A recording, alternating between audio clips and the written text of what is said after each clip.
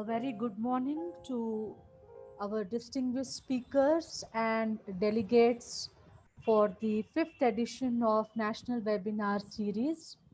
On behalf of Department of Sociology, Nizam College, Osmania University, and also on behalf of Council for Green Revolution, I extend a very warm welcome to all of you. We will begin today's webinar. It is the penultimate edition. Tomorrow will be our last edition. The Department of Sociology initiated the National Webinar Series on 7th of August, and today is the fifth edition. This edition is extremely significant, keeping in view that in today's edition we will be exploring various dimensions of health and its relationship with development. We have a galaxy of speakers from different parts of India, and we all are aware, my dear friends, that better health is central to human happiness and well being. It also makes an important contribution to economic progress as healthy populations live longer and they are more productive and they can save more. Apart from economic progress, health is significant factor in social and human development as well. In today's editions, we have speakers from Tirupati, we have speakers from New Delhi as well as speakers from Hyderabad. I take this opportunity to introduce Professor M. Hema, who is from Department of Virology, Sri Venkateshwara University, Tirupati. Apart from Professor Hema, we also have Dr. Bobby Paul, who is head of Department of Preventive and Social Medicine, All India Institute of Hygiene and Public Health, New Delhi.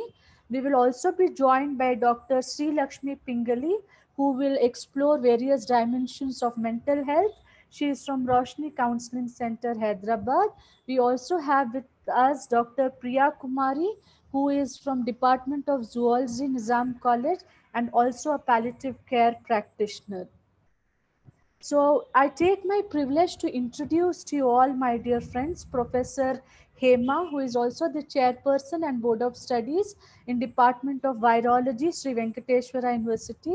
She has more than 15 years of teaching experience at postgraduate level and 21 years of research experience in the field of molecular virology by working in reputed national and international laboratories such as Indian Institute of Science, Bangalore, Indian Immunologicals, Hyderabad, Indiana University, Texas, and A&M University, Texas. She is working on projects related to molecular characterization of plant viruses, development of viral diagnostic tools, and development of virus based nanocarriers. She is the first inventor of a novel diagnostic technology based on a process which was patented by Indian Immunologicals Limited in India, US, Europe, and Australia.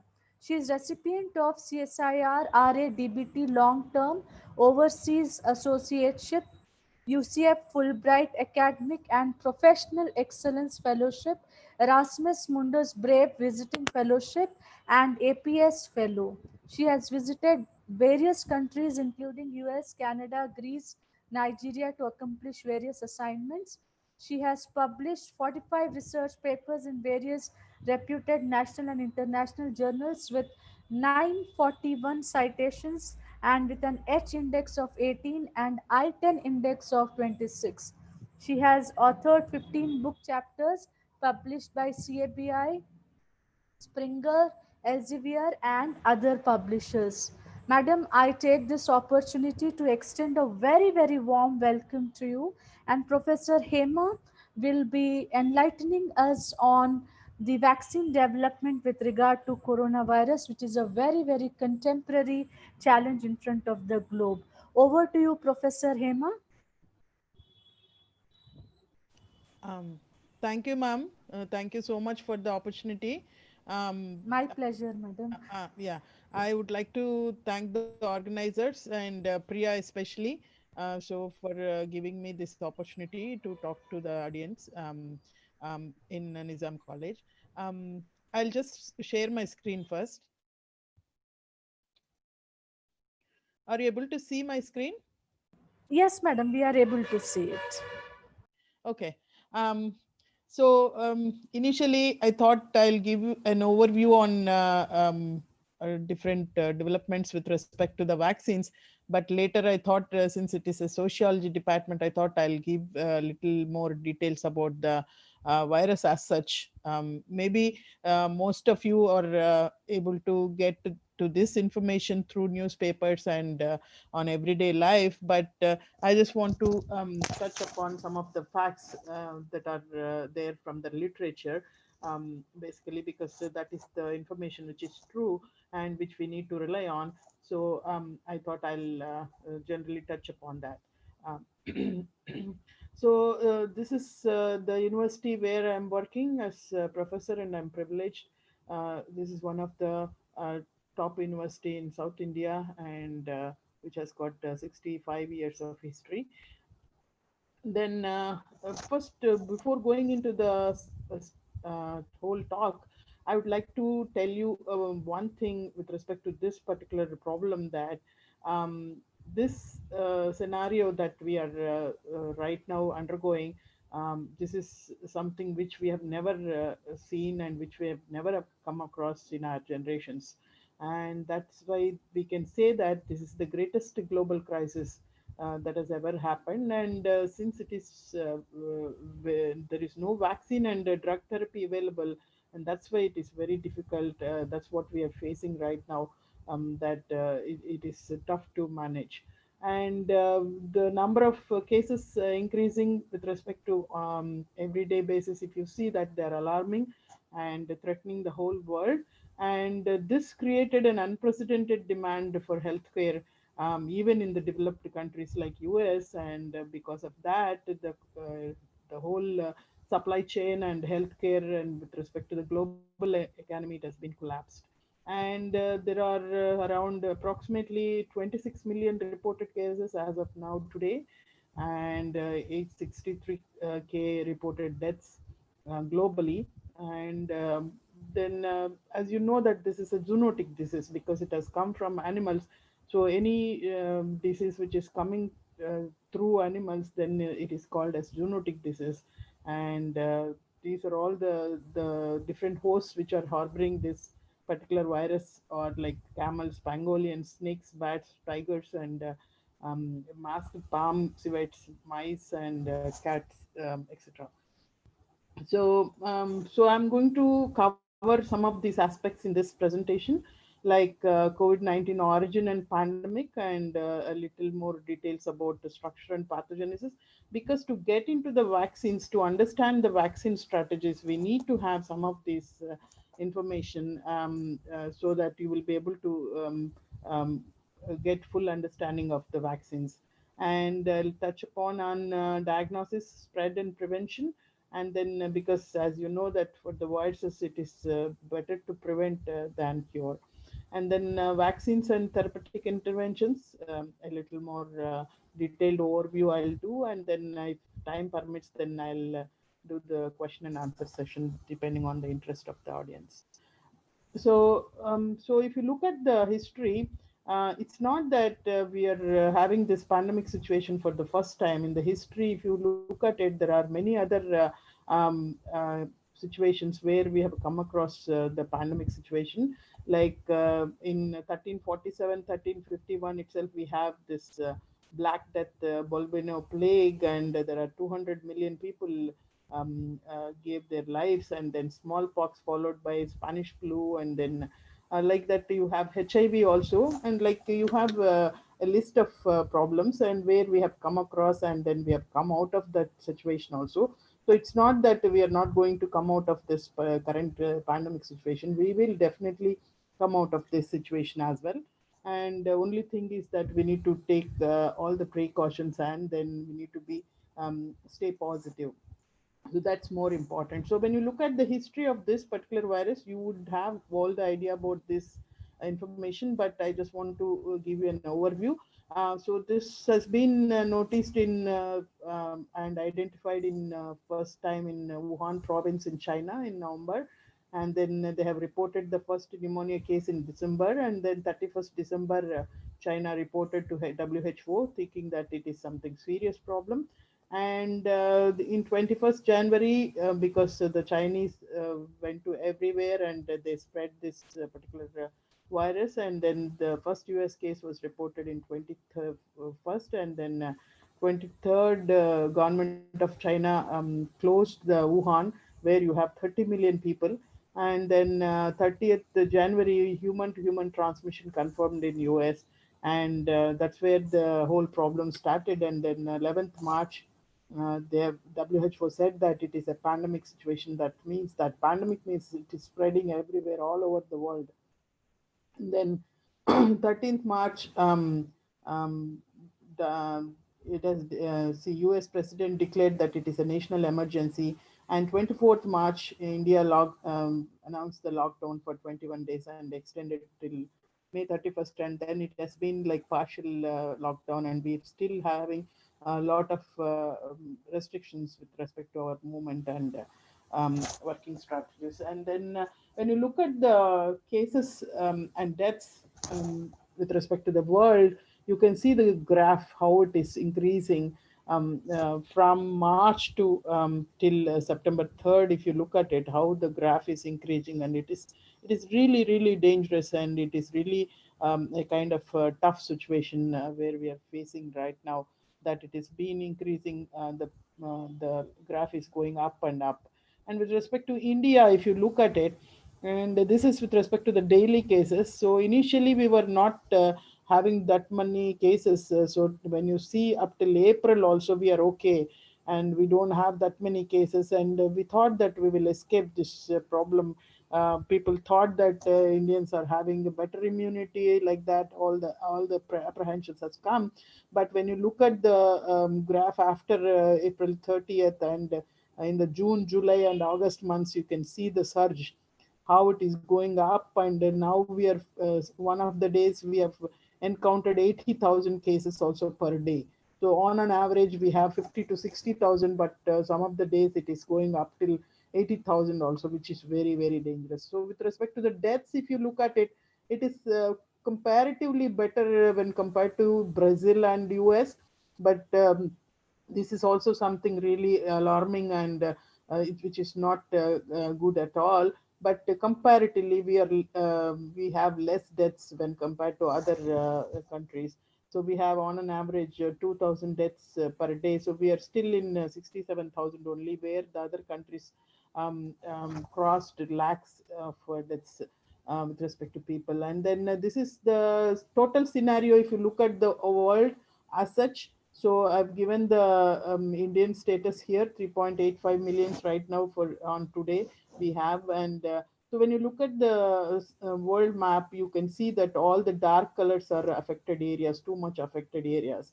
But on an average, the total world is affected with this COVID-19. And then India, you see the colors which are very, very dark with respect to the European countries and US, and then Brazil, especially in the African countries.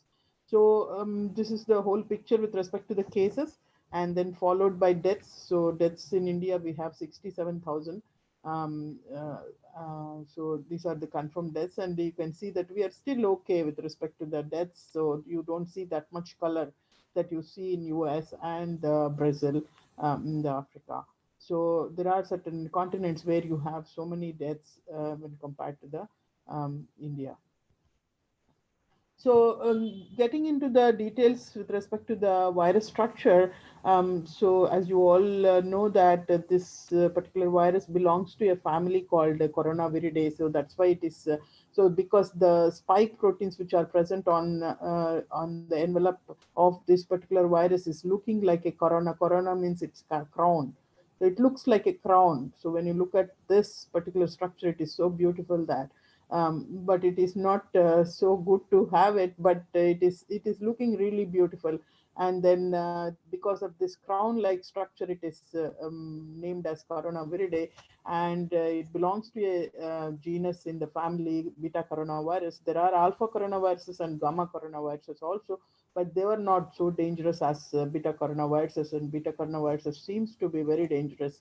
And so when you look at the history, recent history, in 2003 we have come across this SARS coronavirus 1, so which is called as SARS coronavirus. And then in 2012 and 13 we have come across MERS, Middle East respiratory syndrome virus, which is called as MERS coronavirus. So when compared to this virus, the sequence homology, when you look at it, it is 77% homology with the first virus, and then only 50%. So that means that it is not related to MERS COVID, but it is somehow somewhat related, more related to SARS coronavirus 1. So and so if at all, if you have an idea already that you know that the viruses cannot be grown in the artificial media, or viruses cannot be grown in outside, viruses has to multiply in the living cells only, because they need the living cells for their multiplication. Without living cells, they'll not be able to survive. They are just inert particles. So if you look at the structure, it is like as you see this picture many times in the newspapers and stuff, that this is kind of a ball-like structure, and if you cut open the ball, you will see the single-stranded RNA inside, and you will see the spike glycoproteins. So these are the proteins which are present on the surface of the virus, so which will be interacting with the receptor on the lung cells or any kind of epithelial cells, and then it will try to move into the cells using these receptors. So apart from that, it has got a membrane protein, and it has got a nucleocapsid protein and an envelope protein, which are embedded in the envelope. And so this is called this virus is having altogether a four structural proteins, and some of the simple proteins like RDRP and the nuclease protein for proofreading. So you can see the single-stranded RNA. So basically, it is a simple virus, but it is having a little long RNA altogether. And so this is an enveloped spherical particle, and of 80 nanometers approximate size, and it is having single-stranded RNA genome of positive sense of 27 kb, which is very long. When compared to all the other RNA viruses, this virus is having long RNA. That is also a kind of complication. So people are not able to figure out the complete molecular biology of this particular virus. So they are relying on the information which is available with respect to the previous coronaviruses. But the complete molecular biology of this particular coronavirus too, we don't have that much information. Though the scientists all around the world, they're working on it, but still we need to get a lot more details. And genomic RNA is single-stranded, it is infectious, and it is having a helical nucleocapsid, and then there are glycoprotein spikes which are present on top of the virus, and there are 74 spike proteins, and it is like a homotrimer protein. So you will see this, and it has got two subunits, S1 and S2 subunits, and S1 is the one through which this is kind of head-like thing, which will be using for binding domain. It is receptor binding domain, and S2 is this is anchor, where it will try to get into the envelope and having the anchoring function. So this is a spike protein crystal structure which has been solved recently. And this is just to tell you that the genome complexity with respect to the coronavirus, especially SARS-CoV-2, if you look at it, so this is MERS and first SARS virus, and this is the present virus. So when you look at and compare the genome fragments, so you will see some difference with respect to all the three viruses, and the complexity with respect to the number of non-structural and structural proteins which are present, which are coded in the genome. So don't worry about all these details. Um, I'm sorry about that. So if you look at the SARS coronavirus entry through spike protein, um, as I told you that this is entering through a host cell receptor which is called as angiotensin converting enzyme 2 receptor. So the spike protein is able to have the um, affinity towards the ACE2 receptor, and it has have a specific mechanism to enter into the cell through the ACE2 receptor, and there will be a protease which will be helping for it, and then the virus is able to enter into it. And if you look at the alveolar cells, the lung cells, so you can see that this picture has been released by the NIH, where the millions of virus particles which are coming out of the cells from this alveolar cells. So the interaction is very specific, and the activation of the S1 product and the protease, host protease, will be able to make the entry for the virus to into the cell, and it replicates within hours, and there then it starts multiplying, and then it goes and enters, it starts multiplying, and then it infects the other cells as well. And generally the lung damage, to severe lung damage, leads to death. And this is also, you can see that lung, how it is being infected, and the alveolar cells especially, and then what kind of damage it is making. So it is very dangerous, because of the reason that it is almost 50 times virulent than the general flu virus that we come across, and it is risk group 4 virus. So there are 4 types of risk groups, like 1, 2, 3, and 4. 4 is the one which is very dangerous, and this particular virus is comes under risk group 4, and then it has got high community risk, and there is no treatment available, and that is why it is very dangerous. So when you look at the multiplication aspect, so in this picture you can see that the virus, how it is entering through the ACE2 receptor using the spike protein, and entry happens, and through the fusion technology, and then once it is inside the virus, it gets uncoated, and the virus will get, the viral genome will come out of it, and the genome will get into the translation by the host ribosomes, and all the non-structural proteins will be synthesized first. Once the non-structural proteins, especially RNA dependent RNA polymerase, which is an enzyme which will try to multiply the RNA, and then that's where it starts the replication. Once the replication is completed, then it will try to get into the translation again, and produce the structural proteins. And once all the proteins are available, then it will try to assemble and get out of the cell through exocytosis. Once they are out, then they are ready to go and infect the next lung cell. So in this particular process, the host immune system is trying to act on these cells, because host immune system, whenever a pathogen, a foreign antigen comes into the body, the macrophages are the first innate immune cells which will act on it, and it will try to produce a lot of inflammatory molecules and the cytokines, like IL-6, IL-4, and other molecules. And that's where the whole problem is coming, like because the macrophages are producing are getting activated too much because of this virus infection, and they're producing the cytokines not in the normal levels, they're producing in an elevated levels, and that's where the cytokine storm is happening, and then the people are dying because of that particular problem.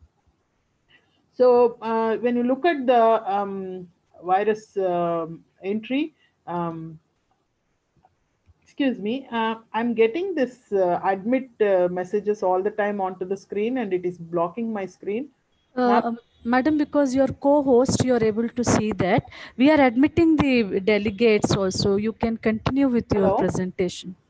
Ma'am, hello?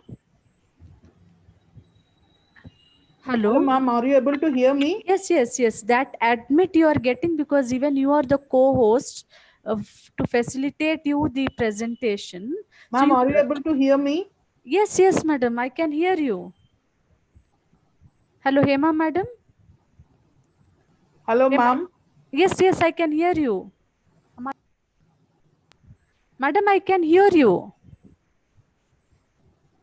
Professor Hema, madam.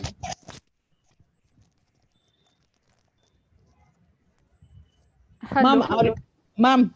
Yes, I can hear you, ma'am. Please Uh, proceed. No, this admit messages are coming all the time onto my screen, and I don't know how to stop them. No, So, actually, madam, some participants they are joining.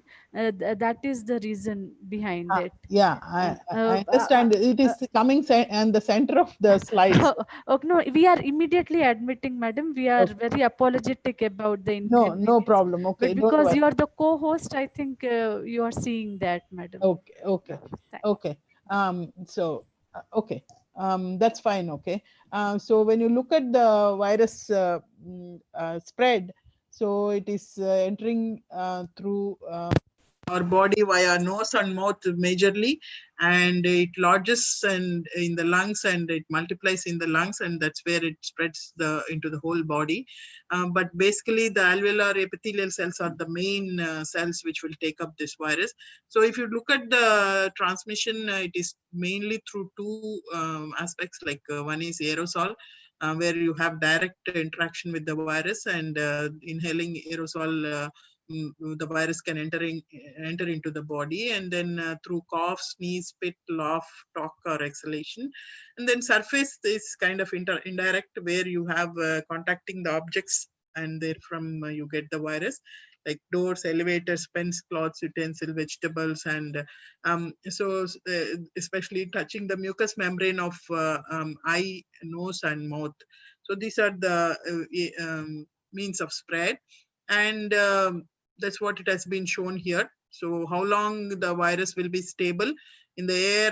The scientific journal says that it is 3 hours, and then in the different utensils and the material, how long it is stable, it has been shown through the information which is available in the journals and the experts. So it can survive up to 72 hours on the surfaces, in some of the surfaces, like for example 2 to 3 days on steel, and some of the cardboards it is for 1 day, and then plastic 2 to 3 days. So this is all information available from the experts. And if you look at the pathogenesis as such, so why this virus is so special, and why it is tough, why we are not able to get into a control strategy of this particular virus, because when compared to all the other viruses, this virus is little different, because the other viruses, if they infect one particular type of cell, then they will try to restrict there only, and the host cells will be very restricted to most of the dangerous viruses. But for this particular virus, apart from alveolar cells, lung cells, it is able to move to the other intestinal cells and liver cells also, and it is going into other cells. And main problem is that as the cytokines are released by the innate immune cells too much. Like for example, if you look at this, these are all the helping molecules which will be generally produced because of the infection, and these are our immune cells, the protective cells, which will be producing these molecules whenever there is an entry of a pathogen from outside. But because of this virus, it is taking care of all the, it is trying to hijacking all the immune cells in such a way that they are producing these protective molecules too much. So in the general scenario, anything too much, anything low with respect to the immune mechanisms, it is dangerous. So since it is producing too much of protective molecules, and that's where it is leading to the inflammation and too much of organ failure and then secondary infections. So all these are problems, and that's where the death comes. So initially it infects the epithelial cells, and then you will have acute inflammation. Inflammation is nothing but the edema and the fever and other problems. And then if it is phase 3, it is severe disease, and it results into the death. So when you look at the interaction again, like as I told you that there is a specific interaction between the spike protein of the virus and it binds to the ACE2 and in concert with the transmembrane CTN protease 2, that's what I've shown already, and then it promotes the cellular entry. And what are all the other co-expressing cells with respect to the ACE2 and this? So that means that which are the cells which will be producing these, having this receptor and protease, then obviously they're all hosts for the, they can host the virus. So airway epithelial cells, lung pneumocytes, and nose goblet secretory cells and intestinal cells. So all these cells can take the virus, and that's where the whole problem comes. And some of the signs and symptoms, if you look at the literature, and most of the symptoms will be dry cough, high fever, and shortness of breath. And so this is very frequent, dry cough, and some cases you will see loss of smell also. So the other, again, another important aspect with respect to coronavirus is that the high incubation time. So it is a long incubation. It is having 2 to 13 days people are suffering, and average onset is 5 days. So minimum is 5 days, and it can last up to 2 to 13 days. And then so that is why this many days, if a person has to be in isolation, and if so, there is a possibility that transmission can take place in this period. And people are feeling body pains, and in the severe cases, as I told you, that severe pneumonia, severe lymphopenia, and multi-organ failure. And so these are all some of the mild symptoms. So there are some people who are asymptomatic. There are no signs or symptoms, but they still can transmit the virus. And these are the people who are very dangerous, because they don't know that they have the virus, because they don't encounter any signs and symptoms, but they can transmit the virus. And if the people who are having the morbidity, if they can encounter these asymptomatic people, then there comes the problem. And if at all, if you look at the coronavirus asymptomatic and symptomatic, what are all the differences with respect to that? People found that literature says that men are more susceptible with respect to symptomatic, and the women are not encountering that many symptoms. And with respect to the lymphocyte count also, women are having high count. And lung recovery also, with respect to women, they're fastly recovering. And death, of course, in women you don't see that many deaths, but men you have a lot of deaths. That's what the literature says as such. And then infection prognosis, if at all, if you look at it, what kind of treatment that we can go for. Mild cases, generally 80% of the cases they can take care of in the home. And then severe cases, you have to go to the hospital, like 15% at least. And you have to take care of this, some of the facilities which are present in the hospital.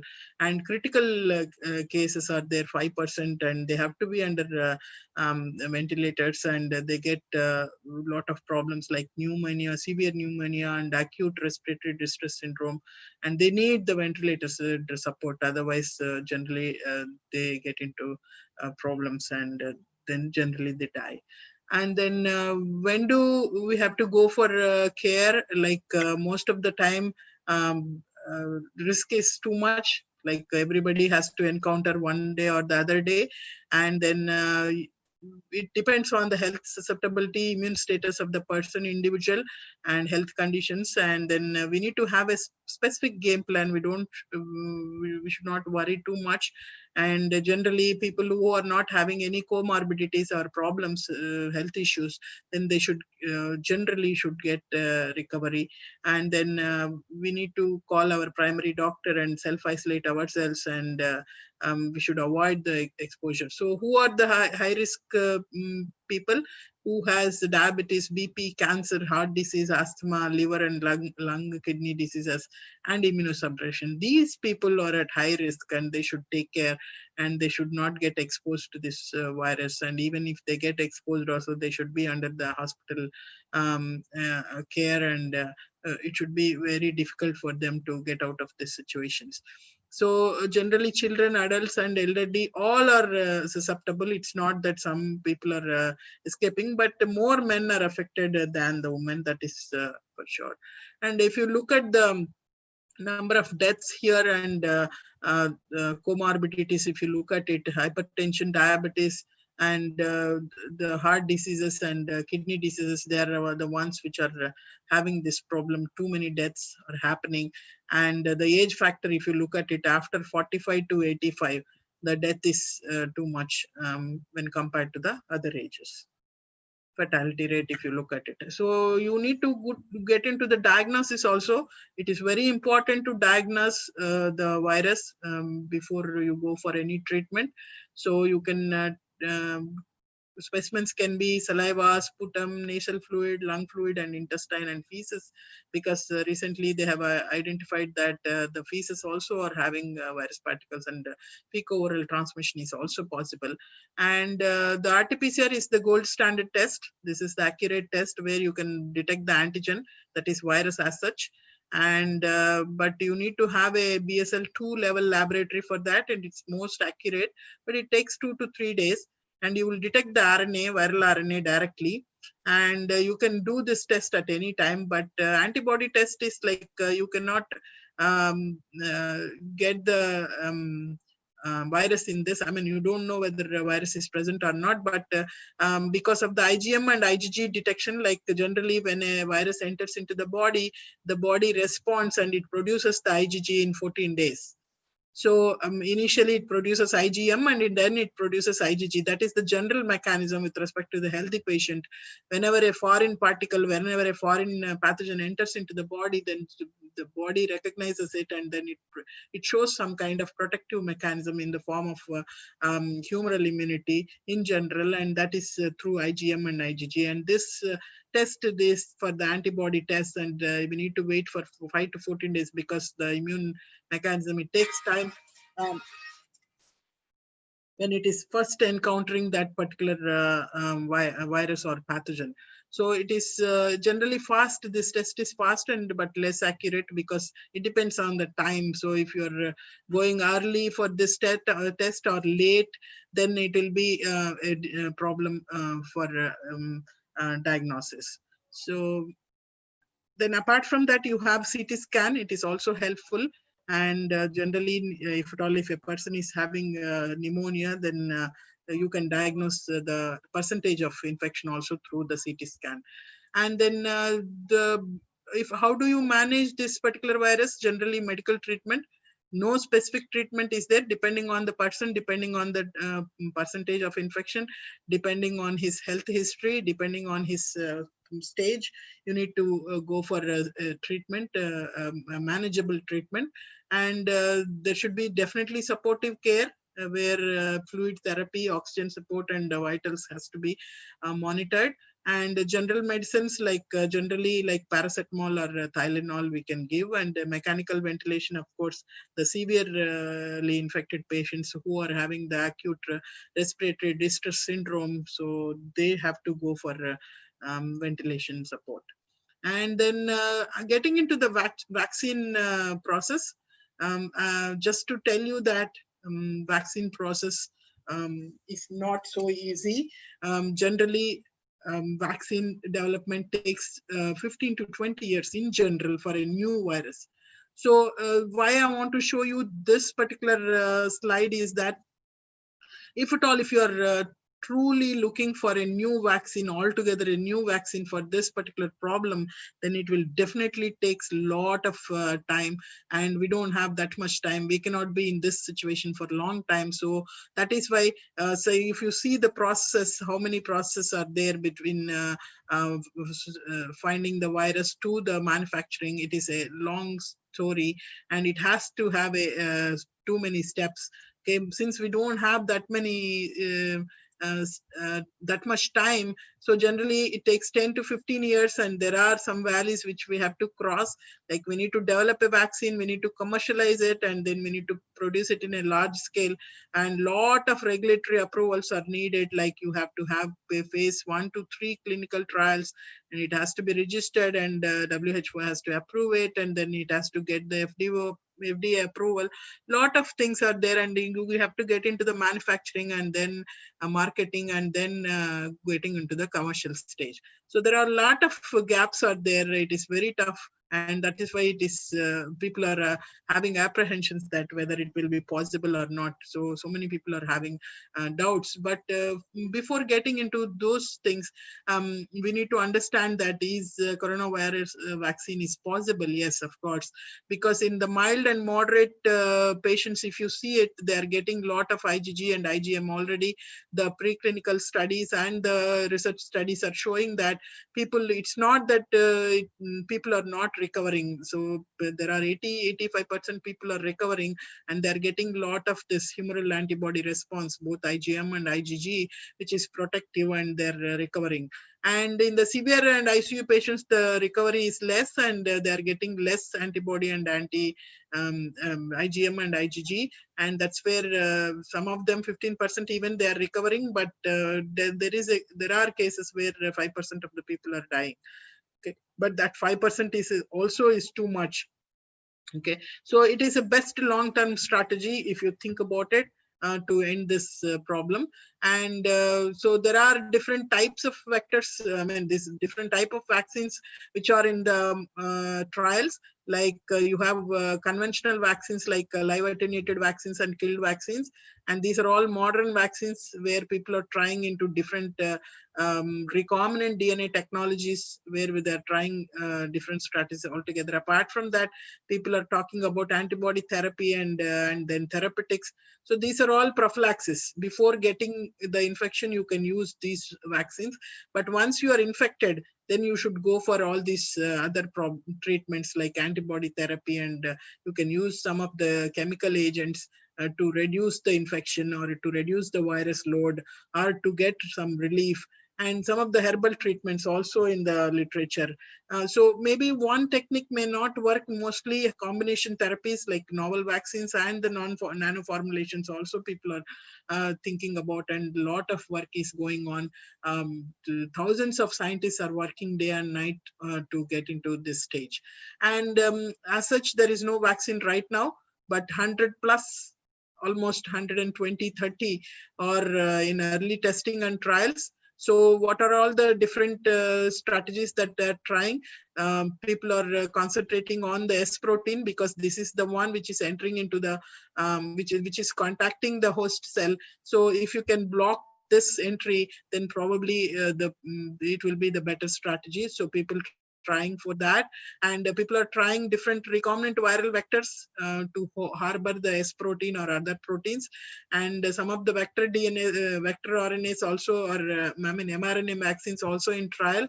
And this is the old strategy where they use the whole virus and attenuate the virulence, reduce the virulence, or de-optimize, decodon optimization, or they're trying, or they're killing the virus and using that virus as a vaccine. I mean, still in trials. And there are two vaccines which are reached at phase 2 trials, and others are in early trials, and a lot of products are there. I will show you the list also. Like there are 33 products which are in clinical trials. So you can look at it, and this is AstraZeneca in US. So that is entering into phase 3. That's what they have announced recently in like 3 days ago. And there is a Moderna vaccine which is in phase 2. And we also have Bharat Biotech, which are in, and we have Serum Institute of India also. They are also in phase 2. So I am showing here the Bharat Biotech and the Serum Institute of India. So both are in phase 2 trials. So, but apart from that, some promising vaccine is right now AstraZeneca of US and the Moderna. And there are a lot of news which is coming from Russia as well. That recently they have announced that they are going to get the first batch of vaccine, which is called as Sputnik V, and then Covaxin, of course, our Bharat Biotech may, because this may come up with vaccine, because it is, this strategy has been worked out, and we have some of the conventional vaccines which are successful, and like polio, and other vaccines which are very very successful. And so this might work. As a virologist, I'm believing that this is the strategy which is going to work right away, than the other modern and recombinant vaccines, because we don't have proven history for the mRNA vaccines and other vaccines. So these are all some of the news where people are pouring money into this development of this COVID-19 vaccine, like Serum Institute of India and our government, of course, ICMR and NIV, with the support of those agencies. This is US AstraZeneca COVID-19 vaccine. They're into phase 3 trials. That's what it has been announced.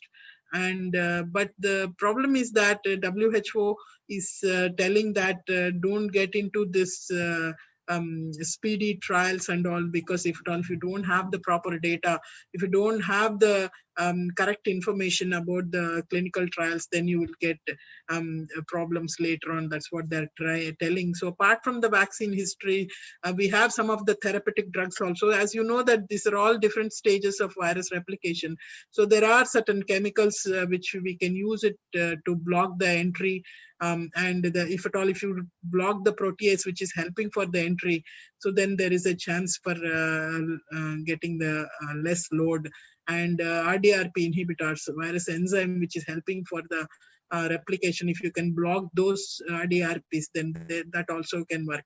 So that's where the remdesivir and flavispir and then loperamide and all the other chloroquine, all these other chemicals are coming into the picture with respect to the therapeutics. That means once you infected, you can use some of these chemicals to get some kind of relief, especially for the critical patients. So this is also another, as I said, the antibody therapy and some of the inhibitors which will be useful. And this is a monoclonal antibody altogether. People are trying. Bicon is working on this type of strategy. And so what I am trying to tell you is at this stage is that people are not trying to develop altogether a new strategy, but they are going blindly based on the work which is done for the SARS coronavirus 1 and the MERS virus. So the vaccines and the therapeutic drugs which worked for those viruses, they are taking that only and then slightly modifying that and then trying to use this for this particular virus. It is not that they know about this virus and they are going to develop a new vaccine, but whatever they are working since 10 to 15 years on the previous coronaviruses, they are taking forward only those vaccines and therapeutic drugs. So the green ones also already tried for the previous coronaviruses, and the other new blue ones are now they're trying for SARS coronavirus 2, and most of them are in clinical trials. And what are all the challenges? So the vaccines are under trial, and the challenges, as I told you, that it is having long RNA genome, and there is a possibility that the mutations can take place. So we are not sure, even if you have a vaccine, if tomorrow some new strain comes, whether this vaccine works or not. All those questions has to be answered with time. We don't know anything about it. And complete biology and the genetic determinants of this particular virus, we don't know yet. People are trying and working up and down, but still a lot of information is because SARS coronavirus 1 has come in 2003.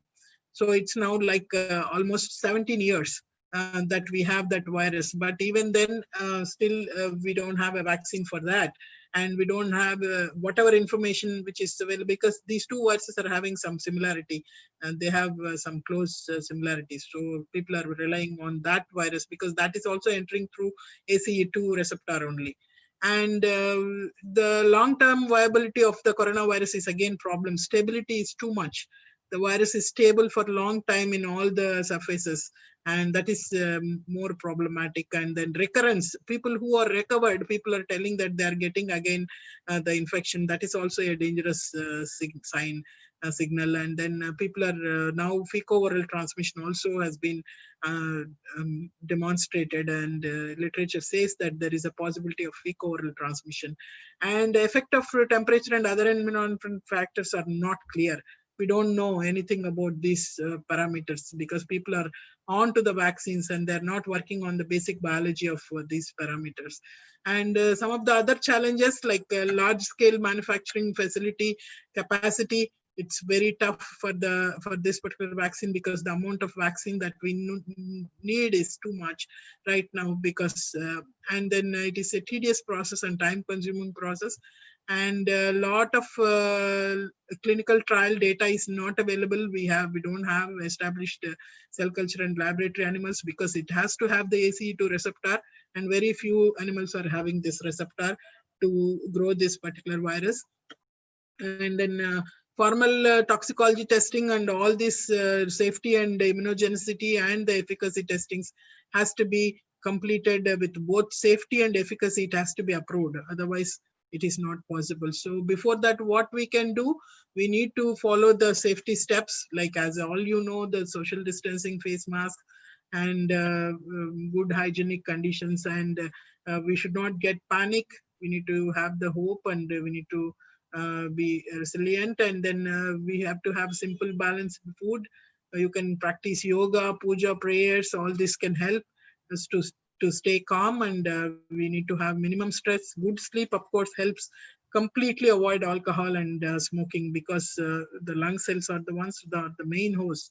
So we need to be very careful with respect to that. So as I said, how we can flatten this curve, because it is increasing like anything, we need to make it straight. So how we can do that? So these are the four common steps that we need to follow all the time till we get a proper preventive vaccine. So these are the different masks. N95 are the best, but if you don't have N95, fabric masks can be okay, but better to have 2 to 3 or 4 layers. And decontaminations, of course, because it is having the lipid envelope, phospholipid envelope. So any kind of bleaching or soap solutions should be working for it, and it will get inactivated within no time. And just to conclude it, and you need to, if possible, it is better to, especially the high risk people, it is better to stay at home, so that if even if you have a coronavirus, you should stay home, and so that you can stop the spread, and thereby you can save the lives. And the future, maybe vaccines is possible, antivirals are there as a supplementary. And then if you have a proper vaccination, probably we will end the pandemic. But there is a chance that it will come again. There are, if not coronavirus, there may be other virus which will come. And people are talking about herd immunity, but it is too risky, because 70 to 90% of the people has to get infected. By the time, so many lives will go, so many people will die, and we don't want that to happen, actually. So there is a chance that no reinfection to the infected persons. So hopefully, and vaccine should work. So then there is a chance that we will come out of it. And fortunately, India has got very good large manufacturing facilities, and we need to try for innovative funding and more tech transfer models. And government has to give a lot of funding for R&D. And then we need to put more attention onto the procurement of coronavirus vaccines once it is available. And so that we need to develop them, manufacture them, store them, because the reason that the viruses will be keep coming, not coronavirus 2, but tomorrow the 3 may come.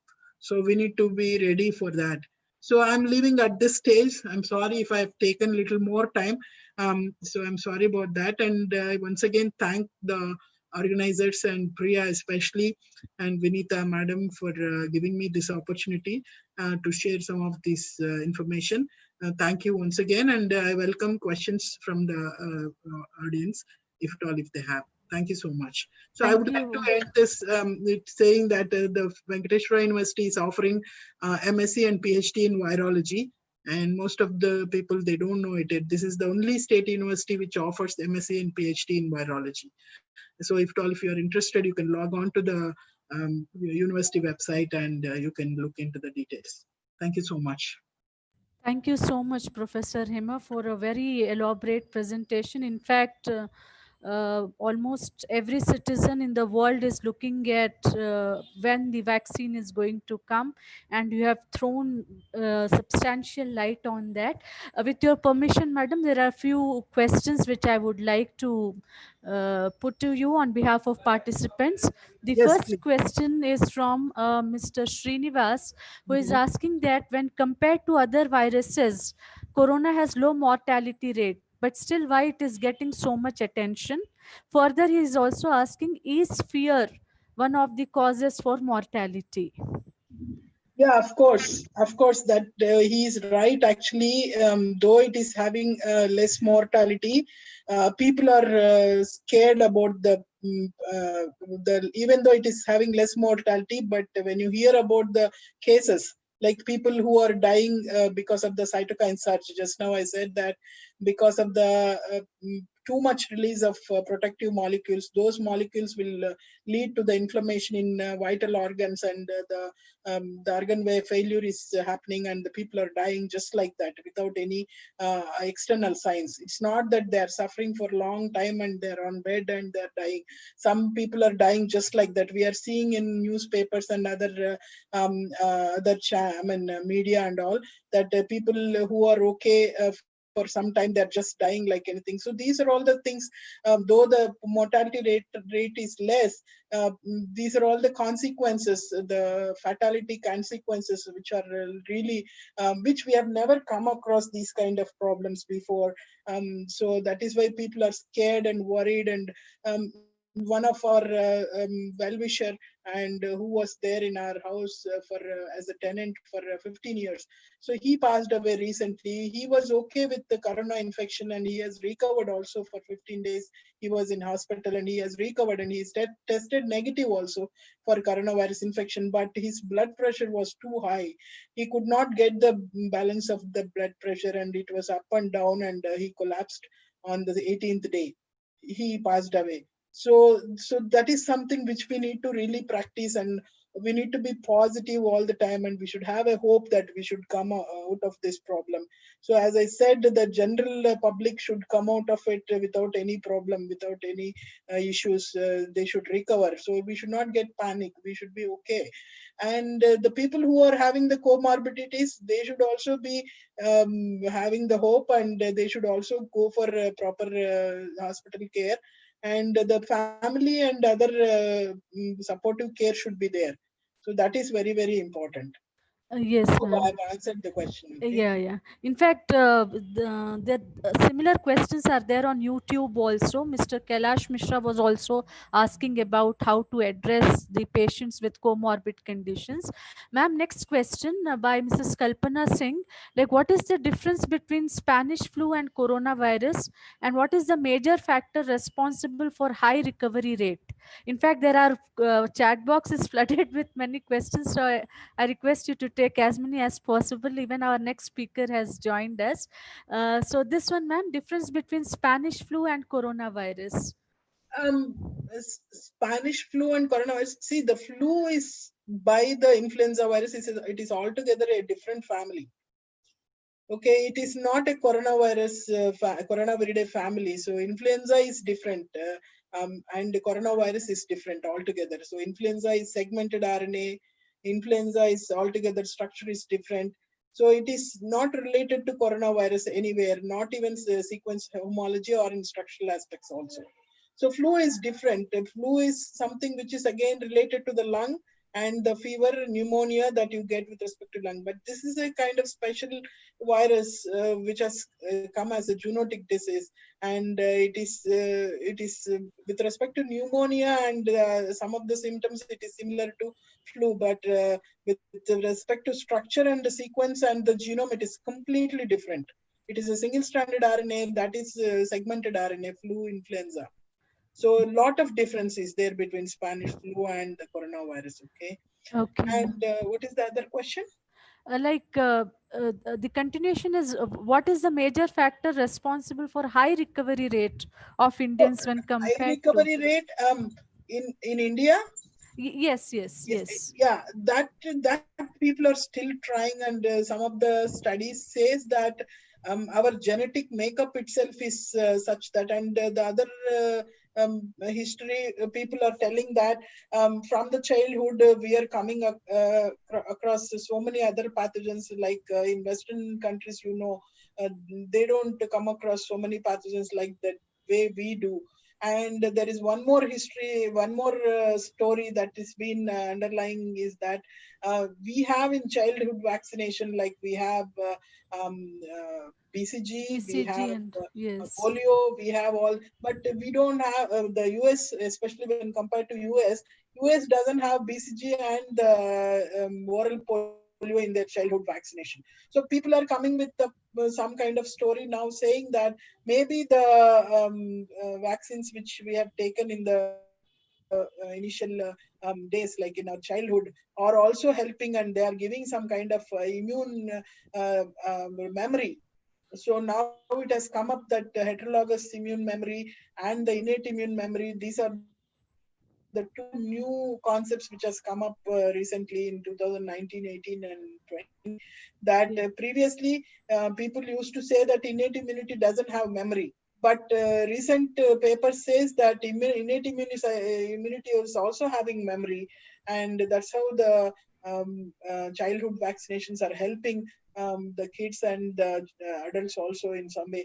And that's why people are so in Australia, in Germany, and in US also, people are going for trials for the BCG also. They're trying to give the hospital staff, like nurses and doctors, BCG. And if at all, if it is able to produce the heterologous immunity, then that would help a lot at this current situation where we don't have a vaccine. okay. Ma'am, now I think I'll take this last question, though there are many other questions. This question is from Gwendolyn Quilang from Philippines. Mhm. The question is there any effective way of conducting contact tracing without losing much time? Um, Absolutely, I have no idea on that um, uh, because I'm a molecular biologist. About the contact tracing and all, it's something which is related to the administrative thing. I have no idea about the contact tracing. I'm sorry about that. Uh, It's okay, ma'am.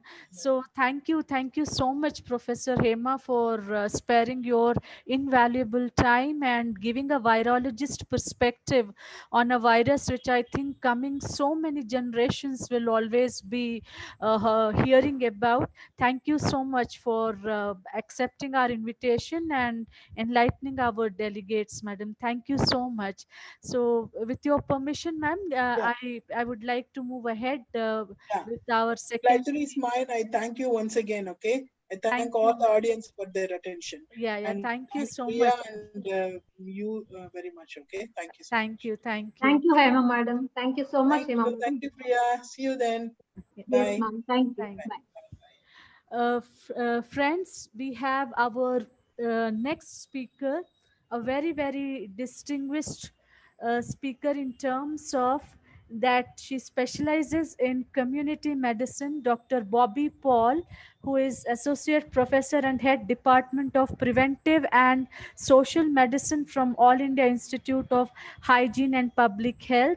Dr. Paul's areas of expertise include research methodology, bioethics, child health, and non communicable diseases. Apart from doing her MBBS in 1998, Dr. Paul also pursued her MD in community medicine in 2006, and she is recipient of very famous Famer Fellowship in medical education. She has more than 20 years of professional experience, and she has been resource person and course coordinator with various training programs in connection with bioethics, essential newborn care, neonatology. She is also associated with multiple associations, including managing editor of Journal of Comprehensive Health. She's also member of Research Oversight Committee of Institute of Postgraduate Medical Education and Research, SSKM Hospital, Kolkata.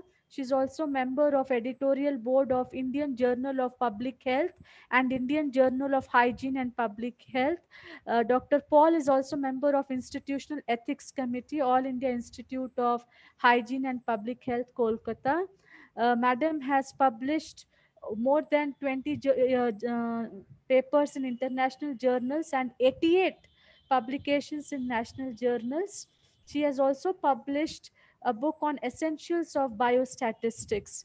I extend a very warm welcome to Dr. Paul on behalf of Department of Sociology, Nizam College, and Council for Green Revolution, who is our technical partners, and courtesy them, this webinar is being live streamed on YouTube. Dr. Paul, I welcome you, and Madam will be enlightening us on global threats to health and development. So over to Dr. Paul. Thank you, Madam.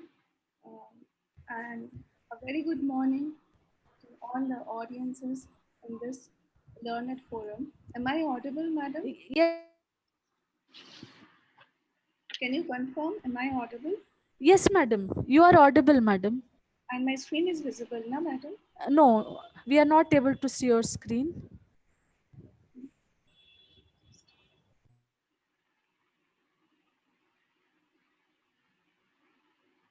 Is it visible now? No, ma'am.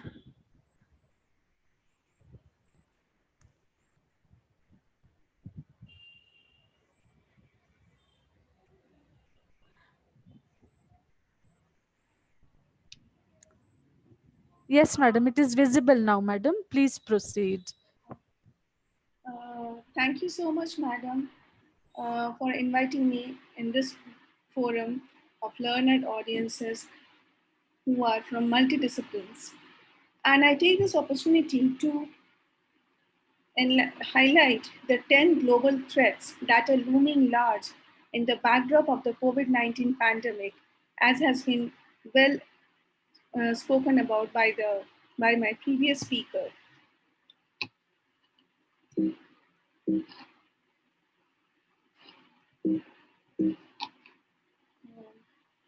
Now, with the in this backdrop, first I would like to introduce the term global health. You know, we are very much conversant with the terms public health, international health, but this terminology, global health, has got a separate implication.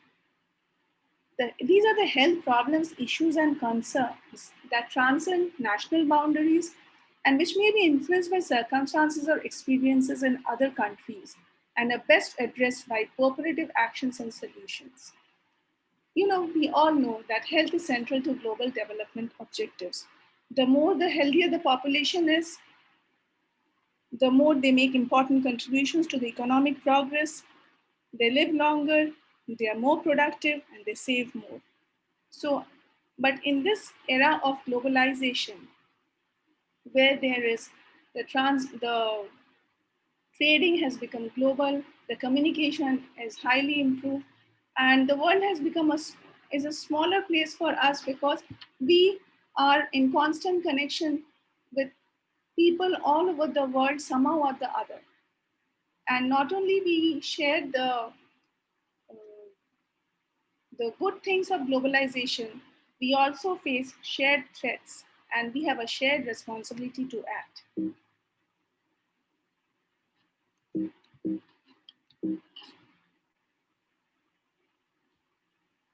Having some problem.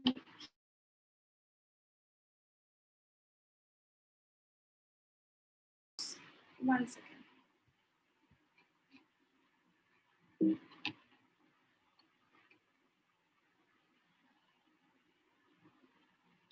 Yeah,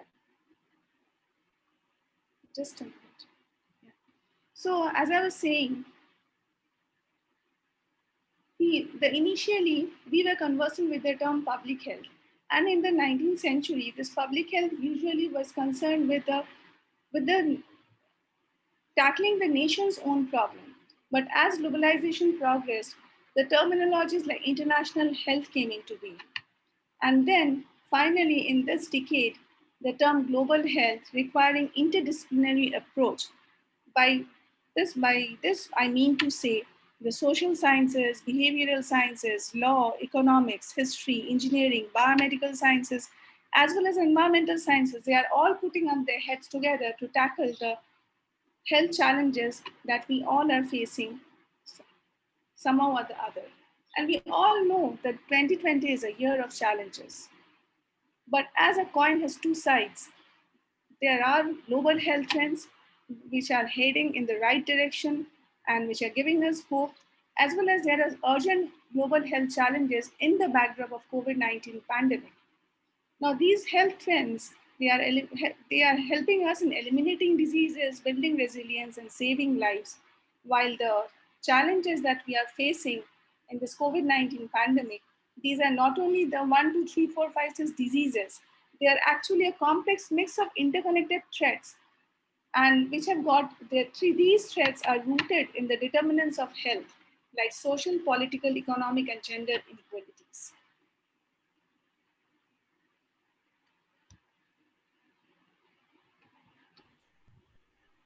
Ma'am, Yes, ma'am. your screen is not visible now.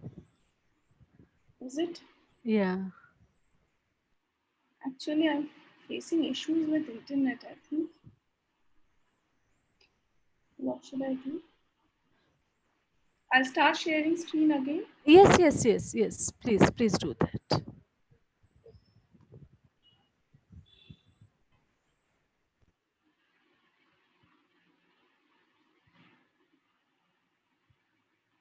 Is it visible now, Yes, ma'am? madam, it is visible. Please proceed. Now, the positive global health trends. To let us begin with a positive note, and then we'll proceed on to the threats. So, with a positive note, we have already achieved to some extent in reducing the under 5 mortality, reducing the maternal deaths over decades of action by the international forum, national, as well as at the community level and at the individual level, where we have successfully helped the maternal deaths in declining by more than one-third since 2000. And we have also successfully helped in tackling the AIDS pandemic, and the AIDS-related deaths have been reduced by more than 55% since 2004. Every day, around 3,300,000 people gain access to clean water, especially which is critical now considering hand washing is the first and best defense against infectious diseases like COVID-19, as was being told by my previous speaker. And the number of people living in extreme poverty has fallen by about two-thirds, from nearly 2 billion in 1990 to about 650 million in 2018. But again, this COVID-19 pandemic has nullified this good effect, as we all know. Another good side is the number of women married before turning 18 has dropped by 15% in the past decade, and thus we have successfully helped in reduction of the teenage pregnancies and the consequences thereof.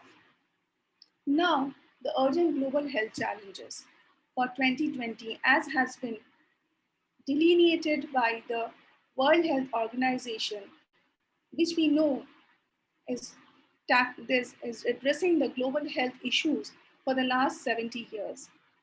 These challenges, as I will start speaking about the challenges are not listed in order of priority. All are urgent and are interlinked. So even if they are numbered 1, 2, 3, please don't take it as an order of priority. Now, the first challenge I place before you is the climate crisis. We all know that the human activities have released sufficient quantities of carbon dioxide and greenhouse gases to affect global climate. And over 130 years, the world temperature has increased to about 0.85 degrees centigrade. And in the past, from the 1970s, if you see, half of it has increased from the 1970s. And around 5/6 of that recent increase is due to human influence. And these human influences we all know, so I'm not going to again tell you about the things, because we all know what are the human influences that are working to increase the ecological footprint, and that is being uh, instrumental in increasing the global temperature. Apart from that, not only the global warming, 9 out of 10 people breathe polluted air every day, and the emissions kill around 7 million people each year and responsible for more than quarter of our deaths from the non-communicable diseases. Now, these major climate changes, due to the has resulted in stratospheric ozone depletion, biodiversity loss, worldwide land degradation, freshwater depletion, and global dissemination of organic pollutants, and resulting in the regional weather changes that we see, the heat waves, the extreme weather conditions, the temperature fluctuations, and the precipitation related issues. And all these have culminated in the health effects like the temperature related illnesses and death, extreme weather related health effects, air pollution related health effects like increase in the lung morbidity, water and foodborne diseases, vector-borne diseases like the increased incidence of malaria, the food and water shortages, as well as the effects of population displacement. And as you now see, all these, the listing, these are not new health risks, but they are rather changes in frequency and the severity of familiar health risks that we are experiencing due to this climate crisis. And if you look into this map, the Global Climate Risk Index in 2019, as it was released in this Katawasi Summit, it shows that the intense cyclone, excessive rainfall, and severe floods has made India and its neighbors among the worst affected countries. You see, it has ranked between the 11 to 20 amongst the countries. And it is projected that between 2030 and 2015, climate change is expected to cause 250,000 additional deaths per year globally. The action points. These has been taken into account by the international agencies at the national point, and also this awareness at the community level is there. To list some of the action points, number one is the Paris Agreement by 187 countries, including India in 2015, to limit global temperature rise to below 2 degrees Celsius above pre-industrial levels and even further to 1.5 degrees Celsius. All the countries have their own nationally determined contributions charted out.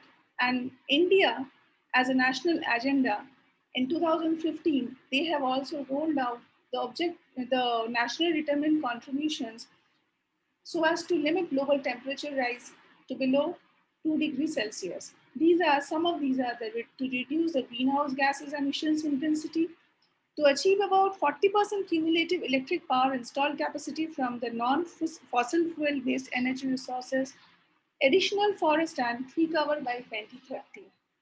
The National Action Plan for Climate Change and Human Health, which was rolled out in 2008 by Dr. Manmohan Singh, they had a number of missions like the National Solar Mission, the National Mission on Sustainable Habitat, the National Mission on Sustainable Agriculture, and in 2015, taking into account, in order to implement the nationally determined contributions, as I said before, the 4 more new missions were added on by our Honorable Prime Minister Narendra Modi. But these are the national agendas and the global agendas as I was talking about. But you see, within this national agenda, we need, as a community member, to act responsibly. And as an individual, we have our own actionable points that will help to contribute to reduce the climate crisis. Some of these are like the actions to reduce and save energy, to optimize purchasing, and the reduce, reuse, and recycle thing that we all know. But my point is, in our own individual capacity, we have to motivate others to adopt a lifestyle where we can save energy, we can optimize purchasing, and we reuse and recycle the things that are possible. Now, the second challenge, that is delivering health in conflict and crisis. Now, in this COVID-19 pandemic, we are already facing huge challenge. And the challenge is more so in the countries which are rife with conflicts, as their health service has already been weakened due to the conflict situation. And more than 1.6 billion people live in places with protracted crisis. About 22% of the global population, you see, about one fourth of the population. And in 2019, before the outbreak of this pandemic, it was recorded that the most disease outbreaks occurred in countries with the protracted conflict. And there was disturbing trend of attack. Apart from this, there was another thing that is also disturbing, that is the trend of attacks on health workers and facilities. And WHO recorded 978 attacks on healthcare in 11 countries in 2019 with 193 deaths. I'll just explain with this COVID-19 backdrop how the crisis situation is aggravated worldwide. You see, the conflict dynamics changed with this COVID-19 pandemic. In some areas, in some countries like Libya, Iraq, Syria, Colombia, and Niger, the armed groups took advantage of the global distraction created by the pandemic. And our country also faced to some extent this problem. In our country, mainly, the civil unrest sparked by the deteriorating socioeconomic condition, you see the yellow one, we have faced it, and more so it took a bad shape while we were tackling with the migrant population problem in the COVID-19 situation, in the lockdown period. The other issues were the excessive issues of forces against civilians in some countries, as well as the changes in peacekeeping and crisis management operations in South Sudan and Ukraine. Now, as I was telling you, the problems that the health workers also faced during COVID-19, the attacks, the physical attacks, the denial of services, all were not in the control of the health workers. And the fear factor acted both ways. Both ways, like from the community side, they were fearful of they will contract the disease from the health workers. That is why they faced eviction from home, neighborhood, and the psychological threat also. The physical assault, because the patient load was too much and is too much, whereas the health workforce was too less to tackle it. Now the action points. For this crisis, we need political solutions to resolve the conflicts. It is not in our hands. We need health system strengthening at the national level, but in our own individual capacity, what can we do? We can at least have patience. We can at least have that educational empowerment and deal with and abide by the legislative support and refrain from the attacks to the healthcare workers, and thus contribute a little bit. But in this situation, cultivating peace requires attention and money, and both of which are particularly short supply right now. Now, making healthcare fairer. I'll be quick because I think we are getting late. So in this, we have got health inequities across the globe. And we know the primary healthcare approach, which addresses the majority of persons' health needs, is the solution. And WHO recommends allocation of 1% more of gross domestic product to primary healthcare and access to quality essential services close to home. But though primary healthcare approach has been propagated by this propaganda was raised in 1978 Alma Ata conference, and it is there in every country, but still we are facing challenges in delivering healthcare to everyone and everywhere. And some of the important issues I would like to bring forth. the challenges are number one, the lack of health awareness. You know, we are not taking care of our own health. We are not aware about the health challenges that we are facing. And so it is our duty to raise awareness in whom we work with, and we must encourage the younger generation to believe in the power of education for behavior change. The second is a barrier to access in the financial, organization, social, and cultural domains, resulting in limitation of utilization of services, even in places where they're available. The third one is the human manpower crisis. As we all know, the lack of affordability or the cost of healthcare and the lack of accountability. This, I believe, is mainly due to the lack of communication skills. You know, the communication skills with the patient as well as their family members is something that we need to learn from I'm talking about the health providers. And in our MBBS curriculum, this has been lately included. That is the communication skills to sharpen our acumen regarding communication skills.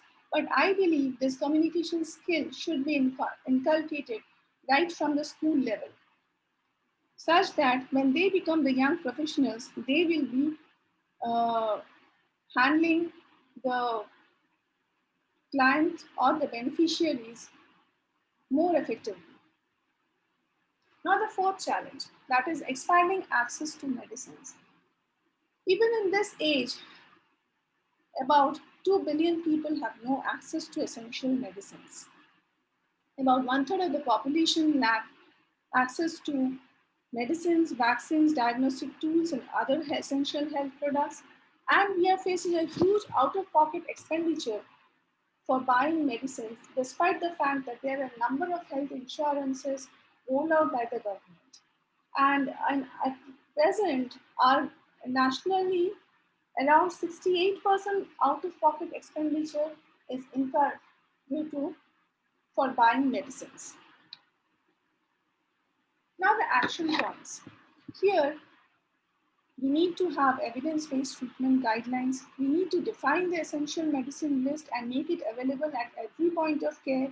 And we need to treat patients based on guidelines, based on this evidence, that is protocol based. The medicine should be affordable by reducing duties and taxes, and the reliable health and supply systems. This we need to build up by coordinated efforts, as well as the fourth point is the sustainable financing. The fifth challenge, that is the infectious disease.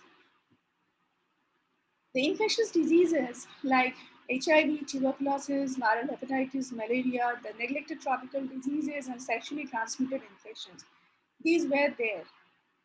But despite all our best efforts, WHO estimates that this will kill an estimated 4 million people in 2020, most of them poor. The vaccine preventable diseases continue to kill, such as measles, which took 140,000 lives in 2019, and many of them children. Even the polio virus, which we have successfully eradicated from our country, but globally, 156 cases of wild polio viruses has been reported in 2019, and which is the highest since 2014. And you see, if this threat is there globally, so it will be not far that this threat will again come to us nationally. The root causes being the insufficient level of financing to healthcare, the weakness of health systems in endemic countries, and the lack of commitment from wealthy countries towards taking care of the LMICs, that is the low middle income countries. Now the action points are largely coordinated effort, not only again, from the global level, that is strengthening the public health fundamentals, including the infectious disease surveillance, lab detection, and epidemiological investigation, to identify the best practices and implement high impact public health interventions to reduce the infectious diseases, to ensure availability of scientific data to support the development of evidence based and cost effective policies, and to invest in research and development. As my previous speaker was also telling, we need to invest more in the research and development of newer diagnostics, medicines, and vaccines. Then only we, we will successfully tackle this health trend. The greater political will is of course needed for all these. And the increased funding for essential health services is needed, as well as at the same time we should strengthen our routine immunization, which has taken a back seat, in this COVID-19 pandemic. Now the sixth threat, that is the preparedness for epidemics. This we are facing, that our not only our country, the entire globe was not prepared to face the pandemic that we are facing now. And every year, it is not new that the pandemics are occurring for years together. We don't know the inception of pandemic, but it can be traced back to the 16th century, the Antonine plague. And if you see, in the last decade, in the 20th century, the Spanish flu in 1918, it took 20 to it took the lives of 20 to 40 million. 1957, Asian flu, 1 million. 1968, Hong Kong flu, 1 million. And my previous speaker has enlightened us about the mortality of this COVID-19 pandemic that is going on. Actually, the preparedness of all the countries was not up to the mark. You see, if you see the pandemic dynamics, it is in cyclic fashion. It begins with the pandemic preparedness that should be very much scaled up, because when the pandemic starts, we need to look into the pandemic response. And when the pandemic wanes down, the phase of rehabilitation comes, followed by the phase of reconstruction, then the preventive steps in the form of pandemic mitigation, and again the pandemic preparedness. So this is a cyclic manner that the pandemic interventions goes on. Now, we are in this pandemic response phase. But as my previous speaker was telling, that we don't know how many viruses will attack us in near future. So we need to look into the pandemic mitigation preparedness. So the action points of pandemic mitigation, that is to strengthen the core public health infrastructure, international cooperation, the country focus on preparedness. Actually, at the national level, our Ministry of Health and Family Welfare rolled out this disaster preparedness for the health facilities last year only. And we all were, being master trainers, we were training the states phase-wise, and to get each and every health facility geared up to tackle disaster. But now again, this training has been jeopardized because of this new normal situation. But we need to strengthen the public workforce training, and simulation exercises needs to be done so that when a disaster strikes, we are more prepared to face it. Even in our national scenario, the states which have fared well in tackling pandemic are those states which have faced disasters before, like Odisha, Kerala. They were facing disasters before. Their public health workforce was geared up. So whenever this disaster struck, they were more prepared in tackling this pandemic. We need increased funding to fulfill requirement of surge capacity, and the risk communication and community engagement, the strategies needs to be built up before, because these are separate for separate pandemics. The communication messages are separate, but the strategies are all the most same, and that we need to build up even before a pandemic strikes. Now the seventh challenge, the seventh threat, that is the protecting people from the dangerous products. The dangerous products the word dangerous products implicates not only the lack of food, the unsafe food, the unhealthy diets, as well as our unhealthy lifestyle, and which are responsible for almost 1/3 of today's global disease burden. We are facing the double burden of malnutrition. That is, at one end, there is extreme undernutrition, and the other end, there is obesity and the consequences of obesity, like the NCDs. That is, the non-communicable diseases like cancer, hypertension, stroke, diabetes, etc. we know that we are facing that we are our children, like the younger generation, they are more pro in adopting the Western food habits as well, and which are rich in sugar, saturated fat, trans fat, and salt. Even our Indian food are also very much rich in trans fat and salt. And although the tobacco use is declining in a few but rising in most countries, evidence is building about the health risk of e-cigarettes. You see, if you see this picture, the problem of unhealthy diet has struck not only the individuals, where within an individual we find presence of two or more types of malnutrition. Like one can be obese, along with that, that person may suffer from a number of vitamin deficiencies, which we call as hidden hunger. Again, at the household level, we find multiple family members affected by different forms of malnutrition. One is undernourished, the other is obese. And at the population level, when all these pictures culminate, we find both undernutrition and overweight prevalence at the community, regional, and national levels. So,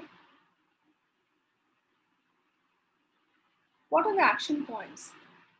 The action point has started long ago, but we need to work on it more because this COVID-19 situation has jeopardized each and every threat that we were facing before, and it has driven a lot of children to undernutrition and malnutrition due to the economic slowdown and as well as lack of availability of food.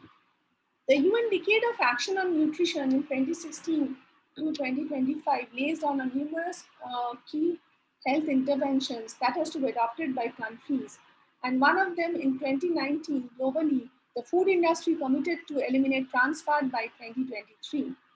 And apart from that, there are 6 key health indicators that has been set for comprehensive implementation plan on maternal, infant, and young child nutrition by 2025, amongst which the Baby Friendly Hospital Initiative is one of them.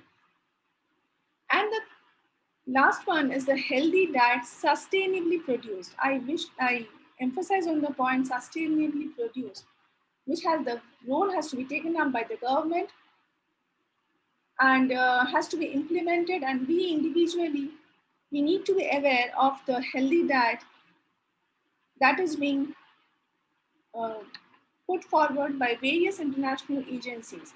And this diet consists of the plant-based foods, locally produced and home prepared, sustainably sourced fish, moderate amount of milk and dairy products, modest amount of fats and oils, and mainly from vegetable sources. You see, we need to have a win-win situation with the environment. Otherwise, in the long run, we'll lose. So we need to have food that will have lower environmental impact. So we need to limit the amount of meat if eaten, especially red meat and processed meat products, limited amount of processed food, high in fat, sugar and salt, and zero amount of sugar sweetened beverages. At the same time, the behavior change communication strategies for food safety, that has to be strengthened, and that has to be, we need to spread it far and wide, not only at the community level as well as at the family and the household level and individual level. The ninth health threat, that is keeping adolescents safe. More than 1 million adolescents aged 10 to 19 years die every year. The leading causes of death in this age group are road injury, HIV, suicide, stress, leading to all these, we are facing this, we are seeing every day the suicide rates are rising because of the stress, and all the more compounded and jeopardized by this COVID-19 pandemic. Apart from that, interpersonal violence, lower respiratory infections compound the make this problem complex.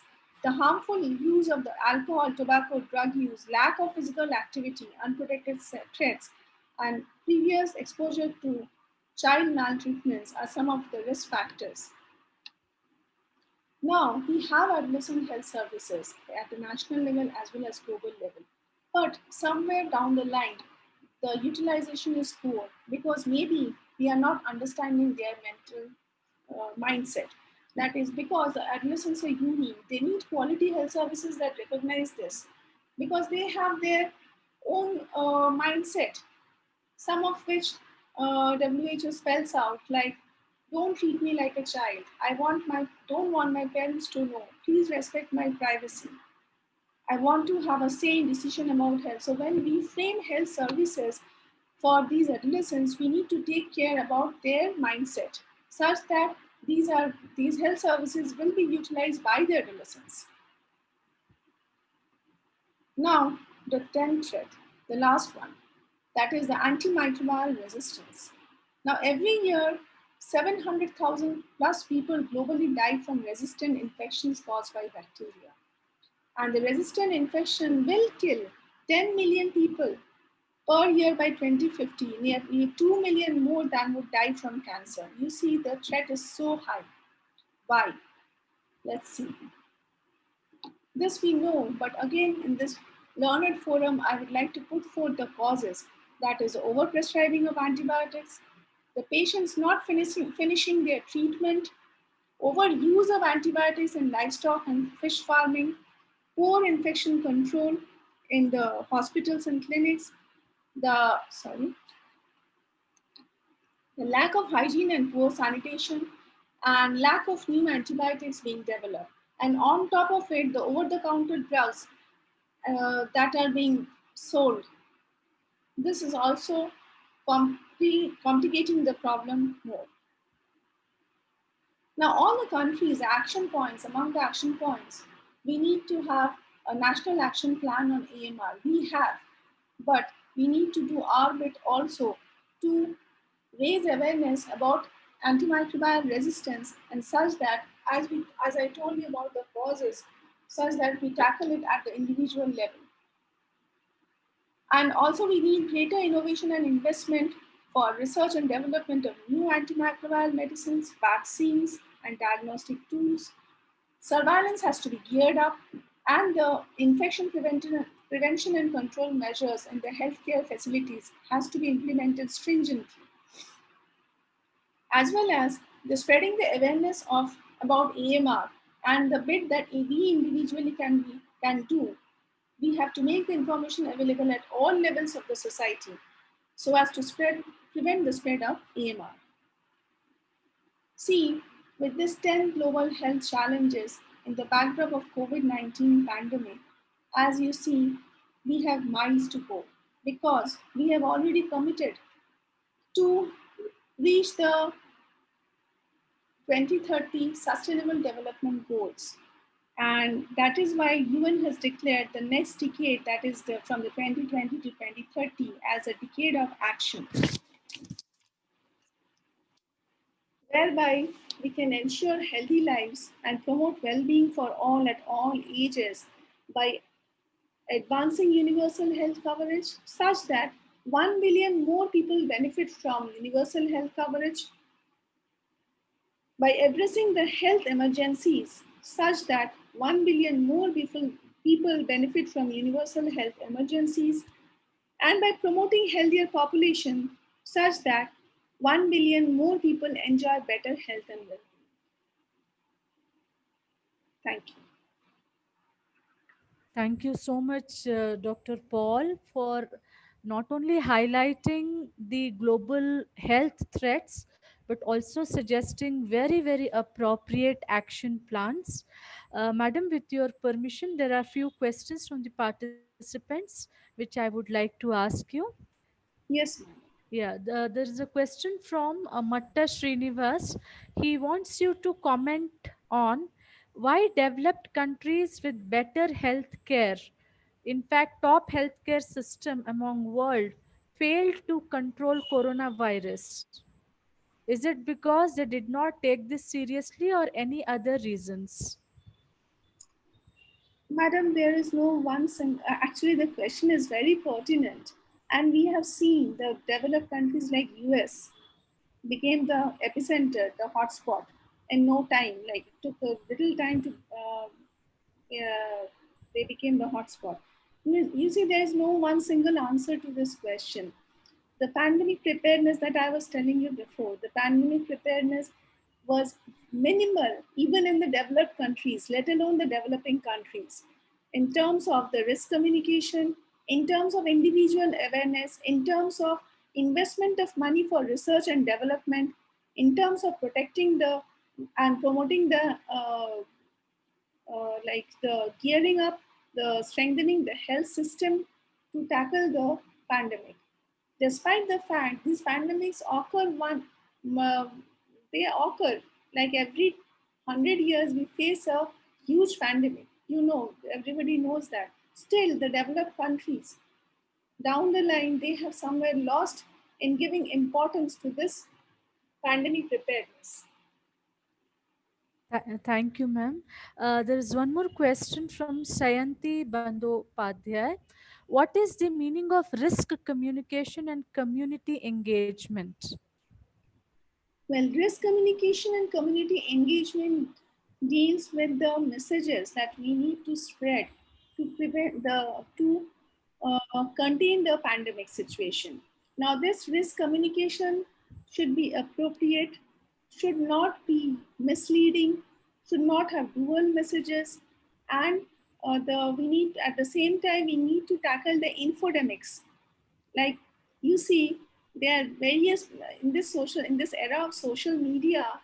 um, Sometimes we get exposed to right kind of messages.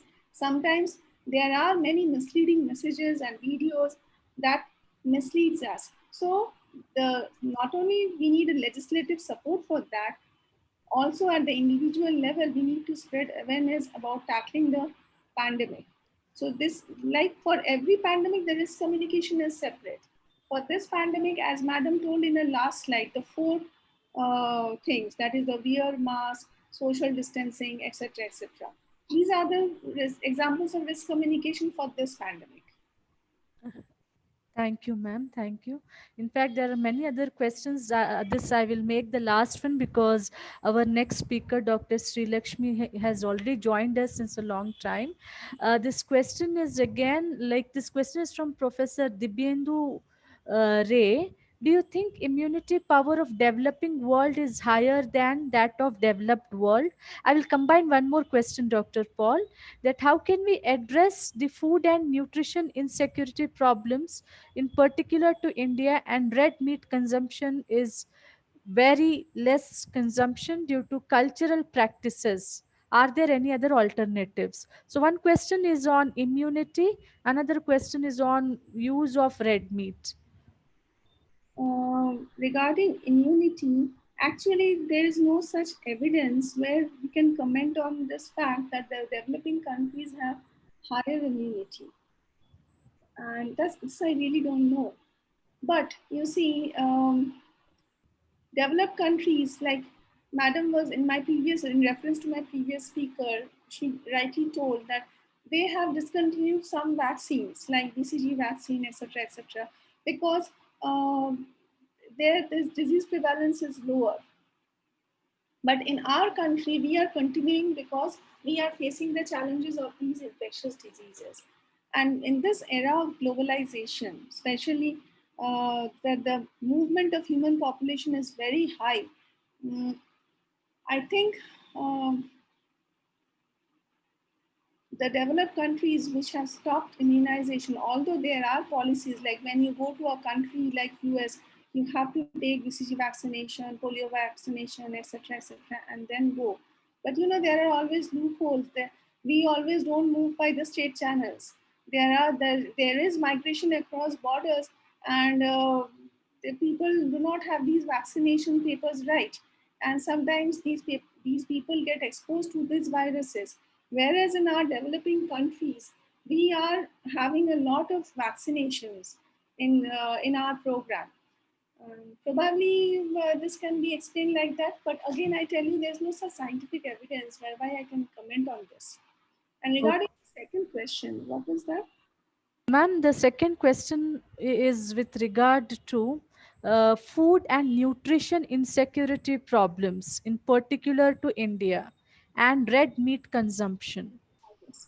Red meat consumption, madam, ICMR, our Indian Council of Medical Research, as well as globally also, that is, it is a class 2 carcinogen. That is, it may be a carcinogen and it is in the class 2B carcinogen, as is this mobile phone radiation also. So these are in this class 2B carcinogens that are being researched upon, and they are not proven as carcinogens, but they are potential, they have the potential to become carcinogen. We know that red meat is a risk factor for colon cancer, consumption of red meat. So here in this my perspective, what I was trying to stress upon, that this is one point where red meat consumption is a potentially harmful, because the amount of energy that is required to digest red meat, that is, we call this basal metabolic rate, that is not so high for a sedentary person. Usually sports people who work out, they have got this high basal metabolic rates to digest consumption of digest red meat. But that doesn't mean that we'll absolutely stop red meat, okay? But regular consumption, I emphasize on the point, regular consumption may jeopardize our system, number one. Number two is, now regular consumption of red meat may lead to ecological imbalance also, because now we need to have sustainable solutions such that the environment and our nutritional intake are both in the win-win situation. Thank you, ma'am. With one last question, because this is a young research scholar from Nigeria. Like you mentioned about AIDS and poverty in your presentation, then this question is from Mr. Jamilu, who asks why Africa made little progress in responding to these challenges. See, madam, Africa made little progress because there are a number of determinants that were not so geared up. You know, the health challenges are being addressed more when the political determinants, the funding, the baseline health, the individual level awareness, all are at all are equally instrumental. See, in Africa, now you can understand, as my learned audience is from also from Africa, he can understand what I'm trying to say. All these determinants, if they are not at par, you know, a country will lag behind in tackling that situation. Thank you so much, Dr. Bobby Paul, for accepting our invitation and being part of this webinar series. And that too, you hail from an institution which has done tremendously instrumental work with regard to community medicine, with regard to prevention of coronavirus, also spreading community awareness. Thank you so much, Dr. Paul, for being with us. And with your permission, may I now proceed and invite our next speaker, Dr. Sri Lakshmi Pingali, who is MD in psychiatry. In past one decade, my dear friends, mental health has assumed tremendous significance, and especially during pandemic period, when mental health has come into the forefront of discussion. And you must have heard and read about so many suicide cases, including that of many celebrity suicide cases as well. So the mental health as a dimension of health and development has to be addressed at a very, very significant level. And to speak on this, we have with us Associate Professor of Psychiatry, Dr. Sri Lakshmi ji, who is also consultant psychiatrist with Roshni Counseling Center. She deals with all kinds of psychiatric problems, ranging from geriatric old age psychiatry to child psychiatry. She has been working relentlessly to reduce the stigma around psychiatric illness and bring awareness among general population through many programs in television and articles in newspapers and talks in various institutions. She runs free camps in her clinic for she has been running for many years with the motto that treatment for mental illness should be accessible to all.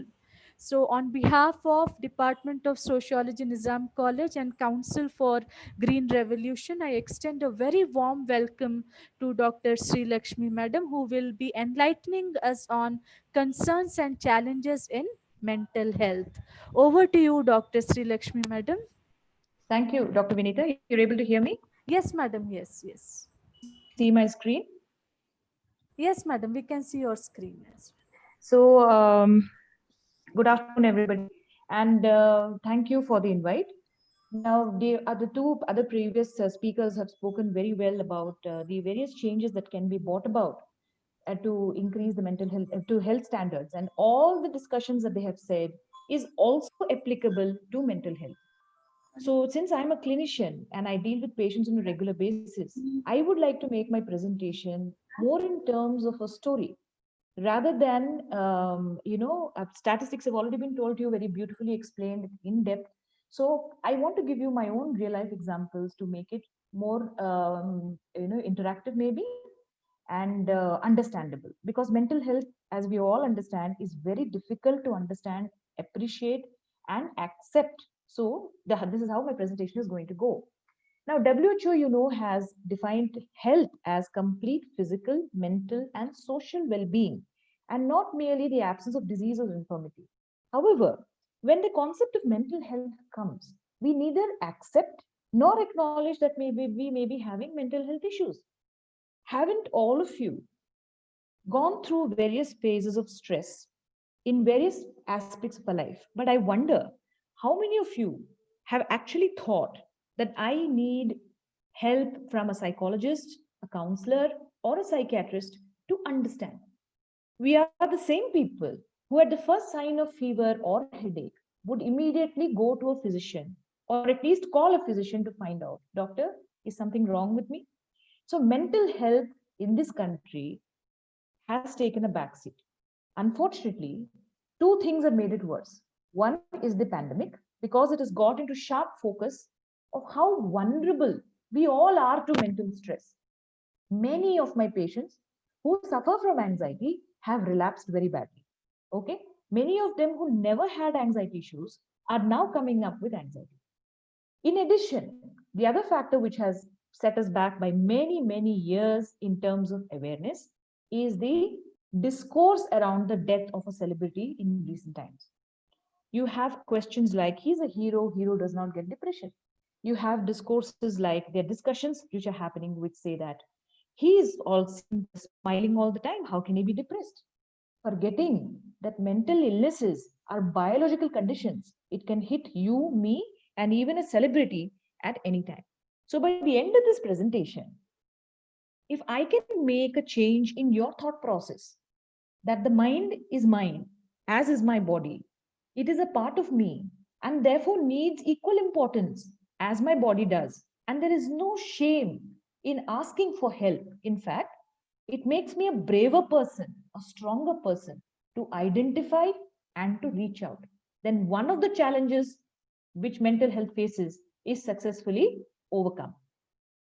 Now, how does WHO define mental health? It says it's a state of well being in which every individual realizes his or her own potential, can cope with normal stresses of life, the everyday stress that we have at work or at office or on the road or with the children, with the spouses, whatever the everyday stresses you should be able to cope and can work productively and fruitfully and able to make a contribution, which means when we work at an optimum, when we need not be happy all the time, we need not be ecstatic all the time to be called mentally healthy.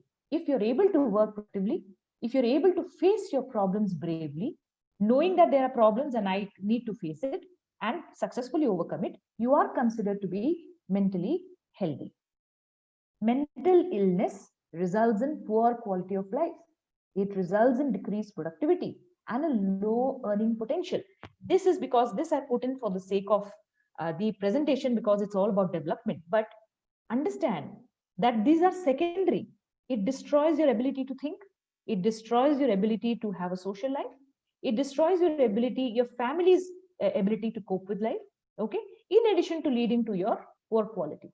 So just the opposite is the definition of mental health. So while mental health is a state of well-being, mental illness is a state when there is a poor quality of life. Where mental wellness leads to increased productivity, mental illness reduces the productivity. Where mental wellness increases your earning potential or your contribution to society, the illness reduces. Let me pause a bit and ask you, how many of you actually understand what exactly is a mental illness? All of us are unhappy, all of us are sad, all of us are also suspicious at times, right? All of us get unreasonably angry, all of us get jealous, we want to do, or unreasonably happy also. But it is transient, stays for a short time and goes away. For example, if my pet died, I'm going to be very, very unhappy for some time because I'm very attached to them. But I am going to bounce back. So, am I mentally ill? Would my state be called depression? This is something we need to discuss. The unfortunate part of our discourses or our language we use around mental illness is everybody is depressed. The car does not start. I am depressed. My boss scolded me. I am depressed. So depression is become a very loose word which we use without even knowing what it entails. Therefore, when a person is really depressed and telling you, you're never able to empathize. You tell yourself, yesterday I was depressed and I was able to cope with it. Why is this fellow not being able to cope? The basic tenet is we are discussing two different things. You're discussing a normal sadness which reduces once the circumstances change. The other person is discussing a medical illness which is not going to get better just because you tell him think positive. Okay, so there is a very thin line which divides a mentally well person or a stressed person but mentally well and a person who has mental illness. Mental illness is a medical condition, like you would get diabetes, like you would get hypertension, like you would get, say, asthma, thyroid, whatever. Similarly, you can get depression and anxiety because there are biology in the brain which is being affected. The nerves are not connected as they should be. The chemicals are not there as they should be. So this person, even if he also realizes, see, tomorrow if I'm depressed, I'm a psychiatrist. I realize I should be getting up from the bed and going to work. I also tell myself that I should think positive. But once the clinical depression starts, this basic capacity to understand, to be able to apply all logic, to apply all advice goes away completely. The body and mind no longer cooperate. To such a person, if you go and advise, like Lele, yaar, sab kuch theek hai, or you tell him, it is all your mind, you should think positive. Why do you want to go to a psychiatrist? They are only there to please money. Recent Twitter, I have heard that already that all psychiatrists are out to only make money and they only want to make you addicted to medicine, right? So, if this is the advice you will give a person to having a mental illness, don't you think the damage you're doing is far more, despite your best intentions to help the person? So here comes the first story. There's this postgraduate of mine in a different department. I work in Gandhi Hospital, by the way. So Corona pandemic, you may call me the frontline warrior or the frontline person in this war. Okay. So this lady comes to me and says, from a different department, not from the Department of Psychiatry, and says, my nephew is very depressed and he needs your help. So the nephew came, the aunt came, both of them discussed, started on treatment. I told them specifically he needs for certain amount of time. Both agreed. After a few days, he got much better. He said, I no longer need the medicine. I don't want to be dependent on them. Let me pause here. You cannot get dependent on insulin. You cannot get dependent on antihypertensive. You can get dependent on alcohol because your insulin is required in the body, your antihypertensive drug is required, but alcohol is not necessary. So you cannot get addicted or dependent on a substance which is normalizing your brain system. So this boy felt he was getting dependent and decided to stop. He said, I will jog and get better. While it is true that you can jog and your jogging and exercise helps in increasing the endorphins, or what you call the good chemicals in the body, and makes you temporarily better, the underlying structures are still abnormal. So what happened to this boy? He continued jogging, he felt better for some time, and then the deterioration started again. Exactly 1 month of stopping medication, he quietly went into his room, closed all doors, and hung himself. This is what we do when we give advice to people saying, think positive, it's all in your mind, there is no need for treatment. So please understand, mental illness is very, very different from a person who's temporarily stressed. This is the first challenge. That is the need to change our thought process, the need to change the way we discuss mental illness, the need to change the narrative around mental illness. The day it changes, you, me, everybody will feel comfortable going to a mental health professional and to take treatment, which is very essential. This is the burden of mental illness. Overall prevalence of common mental disorders, which is anxiety, depression, substance abuse, is 10%. If you take only substance, this is by the way a survey by NIMHANS, in nationwide survey in the year 2015-16. Okay, and across the country, substance use 22%, psychotic disorders, that is schizophrenia, 1.4%, mood disorders around 6%, neurotic stress related 3.7%, population at risk for suicide 1%, number of patients who are admitted in any given hospital for other medical conditions needing psychiatric help is almost 1/3. Now these numbers look very small, just 10%, just 1%. Isme itna kya? Why are we making such a big fuss about it? Please keep in mind, we are a 1.3 billion population. 10% of this, please calculate. I'm unable to do that. And do you know how many actually get treatment? Can you hazard a guess? This is called treatment gap. The number of people with diseases who are not in treatment. Even if we take 10% of 1.3 billion are having common mental disorders like anxiety, depression, or any drug use. Of this, 83% do not get treatment. 83%, I'm repeating, do not get treatment. It is only a minor 17% of these who will actually come and take treatment. Of this, again, there are lots of vulnerable populations. Those who have no education, those who have low household income, those who don't have even lack of, don't have basic amenities like clean drinking water, some people who are subjected to physical and sexual abuse, or those who have chronic diseases like joint pains or cancer pain, they are more vulnerable apart from others. The special case of females in our society, in the Indian society. The hormones anyway make us the hormonal changes, the childbirth, the premenopausal, the perimenopausal phases, the postmenopausal phases, the immediate PMS or the premenstrual phases. Anyway, are places where a woman is more vulnerable to mental disorders because the hormones are anyway changing. In addition, the problem is compounded because there is gender discrimination.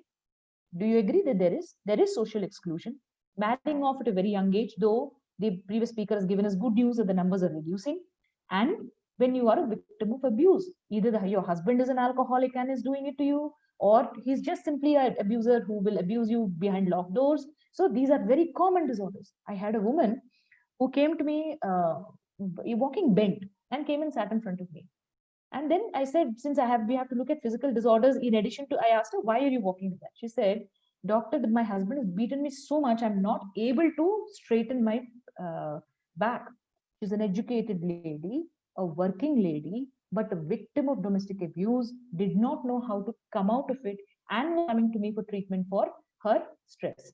How could I have helped her unless she helped herself with this abuse? So this is what this is a very serious issue. And now with the pandemic, happening, most houses, they are locked. We are all in lockdown. We prefer not to go out when there is for non-essential work, we're not going out.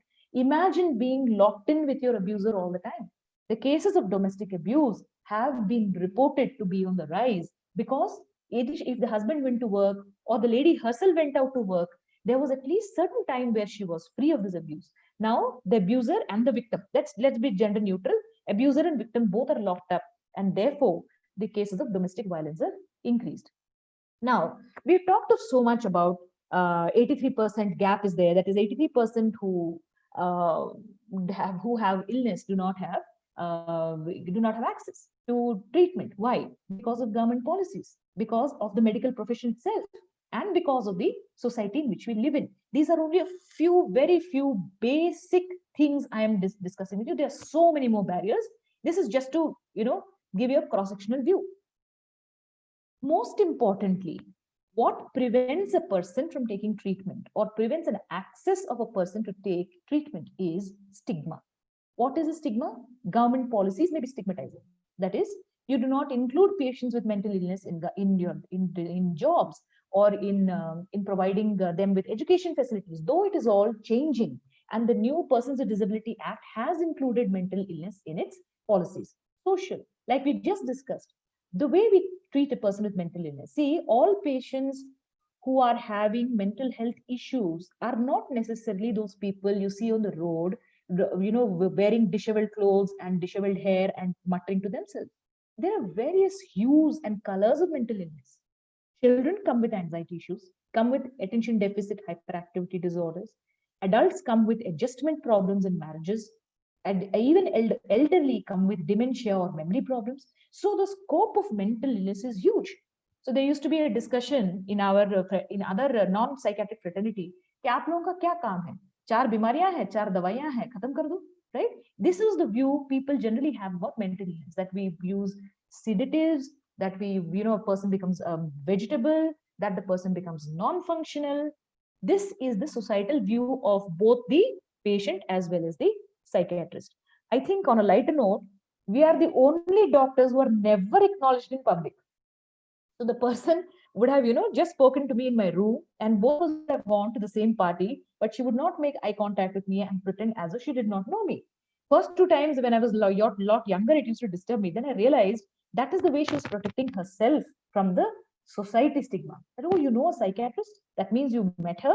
That means you have an issue. If you have an issue, what could be the possible reason? And so on and so forth, right? So as a society, the stigma needs to reduce. What do you think happens to this person who's facing all this stigma? Person who has schizophrenia, lost touch with reality, lives in his own world, withdrawn in the room, okay, maybe matters are a little better for him because the stigma does not affect, though the disease is bad. But for a person suffering from depression, you feel the society is going to put me down. I'm not going to be treated on par with other people. What happens to them? They start internalizing that stigma, which means they themselves start believing that they are lesser human beings than the others. What happens to a person like that? Naturally, the productivity will reduce. When you have yourself put a label on your head and said, I am mentally ill and therefore I'm not worth it, what does it need to make any more efforts? Okay, everybody thinks I'm useless, so I also think I'm useless. So this is how stigma prevents people from reaching out to help. Why do you think the recent celebrity has committed suicide despite having so much of, if the story of his having depression is true? If he had depression and wanted treatment, because we are so closed about taking treatment, we're so afraid of public judgment, he opted not to take treatment. He opted to take it from home. He opted to be alone, and then finally succumbed to suicide. How sad is that? How sad is that? Other barriers. You open any media channel today, their discussion is about mental illness. I have a few things that have really caught my mind and thoroughly disheartened me on, and many psychiatrists across the country, is some of these statements. Heroes don't have mental illness. He was a hero. He was a high achiever in everything, so they can't have mental illness. Mental illness was caused by the medicines given to him. So there were other medicines given to him which caused the mental illness. Look at him, he looks and sounds so cheerful in his videos. How can such a person commit suicide? By doing this, what we have done collectively as a society is, we have put people of mental illness in greater fear. Now they'll be afraid to take medication. Now they'll be afraid to acknowledge that they have a mental illness, because that makes them feel like a zero. Heroes don't have mental illness, only zeros have. They will not accept it to themselves, they will not accept it to the others. This way, Therefore, media has a lot of responsibility in the way they portray mental illness. The more sensitively you discuss about mental illness, the more positive aspects of this illness can be given. Like depression, for most people, comes down in certain time with given medication doses. For many people in my own patients, many of them who have severe mental disorders like OCD, like schizophrenia, like bipolar, like anxiety, are lawyers, are doctors, are bankers, are actors. Unfortunately, we don't know because they don't share. So media has a very big role. The more they make it a demon, the less likely that people will actually come for treatment. And that let's not just blame the media or society at large. Our profession is also very much to be blamed. We don't have I don't know how many of you are aware that we do not have a proper training in psychiatry in undergraduation. Therefore, leads to poor, naturally, by the time they are general physicians or surgeons, they have no idea about mental illness at all. Like everybody else will say, think positive, theek ho jayega. Okay. Also, most of psychiatrists, including myself, are concentrated in urban areas. So the reach to rural areas is very less. There are very, very few of us. Very, very few. See, these are the numbers. 0.05 per lakh in Madhya Pradesh and 1.2 per lakh in Kerala, which is supposed to be best. Also, in our country, belief in supernatural powers is so great. The belief in faith healers is so great. Can you imagine? So many of them come to us, and studies have shown that 70% go to a faith healer first. There are some good faith healers who say, "Aapko dawa bhi hona, dua bhi hona," and they send them to the psychiatrist. But very, very few, maybe about 19% only meet psychiatrists. The remaining percentage will meet their general physician. So these are the barriers. Why? Because we have no knowledge about mental illness.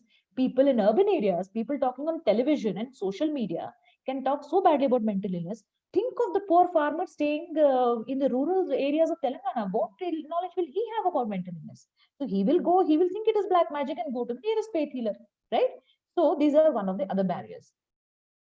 Less priority to mental health in government policies, lack of rigorous implementation of mental health programs, inadequate infrastructures, and inadequate activities, IEC activities. However, after having said all this, I want to point out that we have a new act called the Mental Health Care Act of 2017, which is a very big blessing for all of us because it has now made mandatory that mental health should be integrated into primary health care. It has made it mandatory that a psychiatrist should be available at every district headquarters. It is mandatory now. If they don't do it, then they're answerable. Okay. Also, the new MCI curriculum or the education curriculum of doctors has sort of, the previous speaker has also alluded to it, has, sort of what is the word to say, has merged psychiatric topics a lot with the general topics that the students have to learn.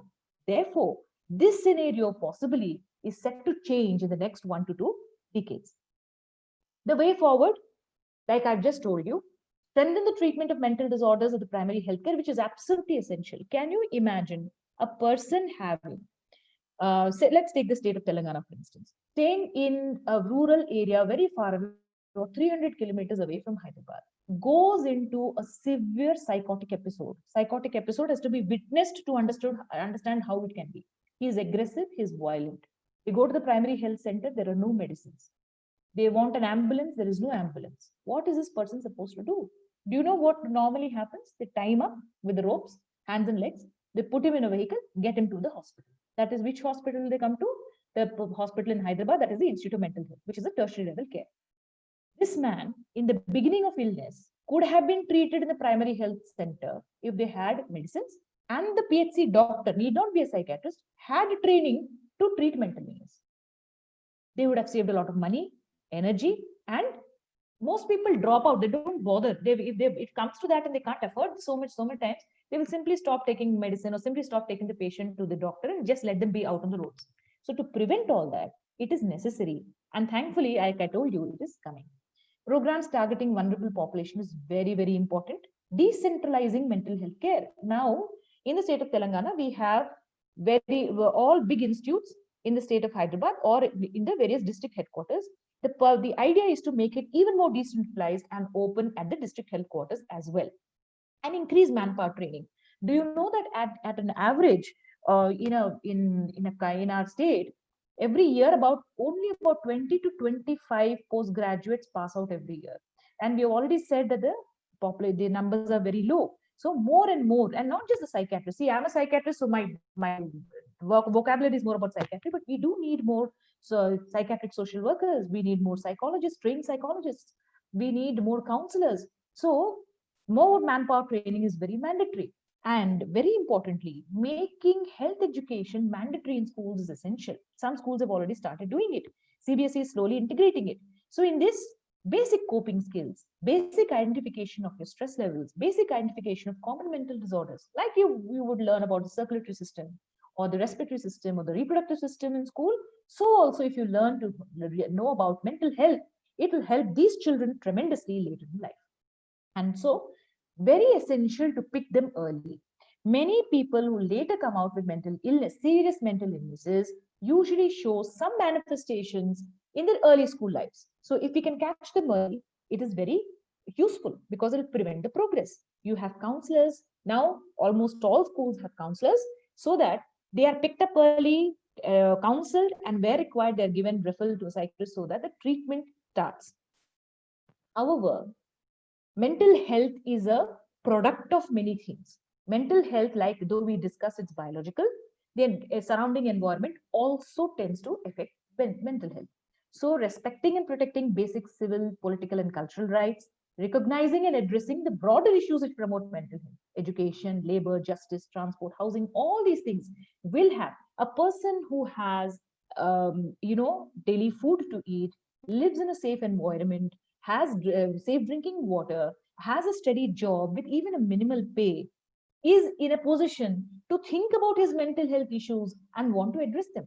When he doesn't have these basic issues, the stress levels will only increase but not reduce.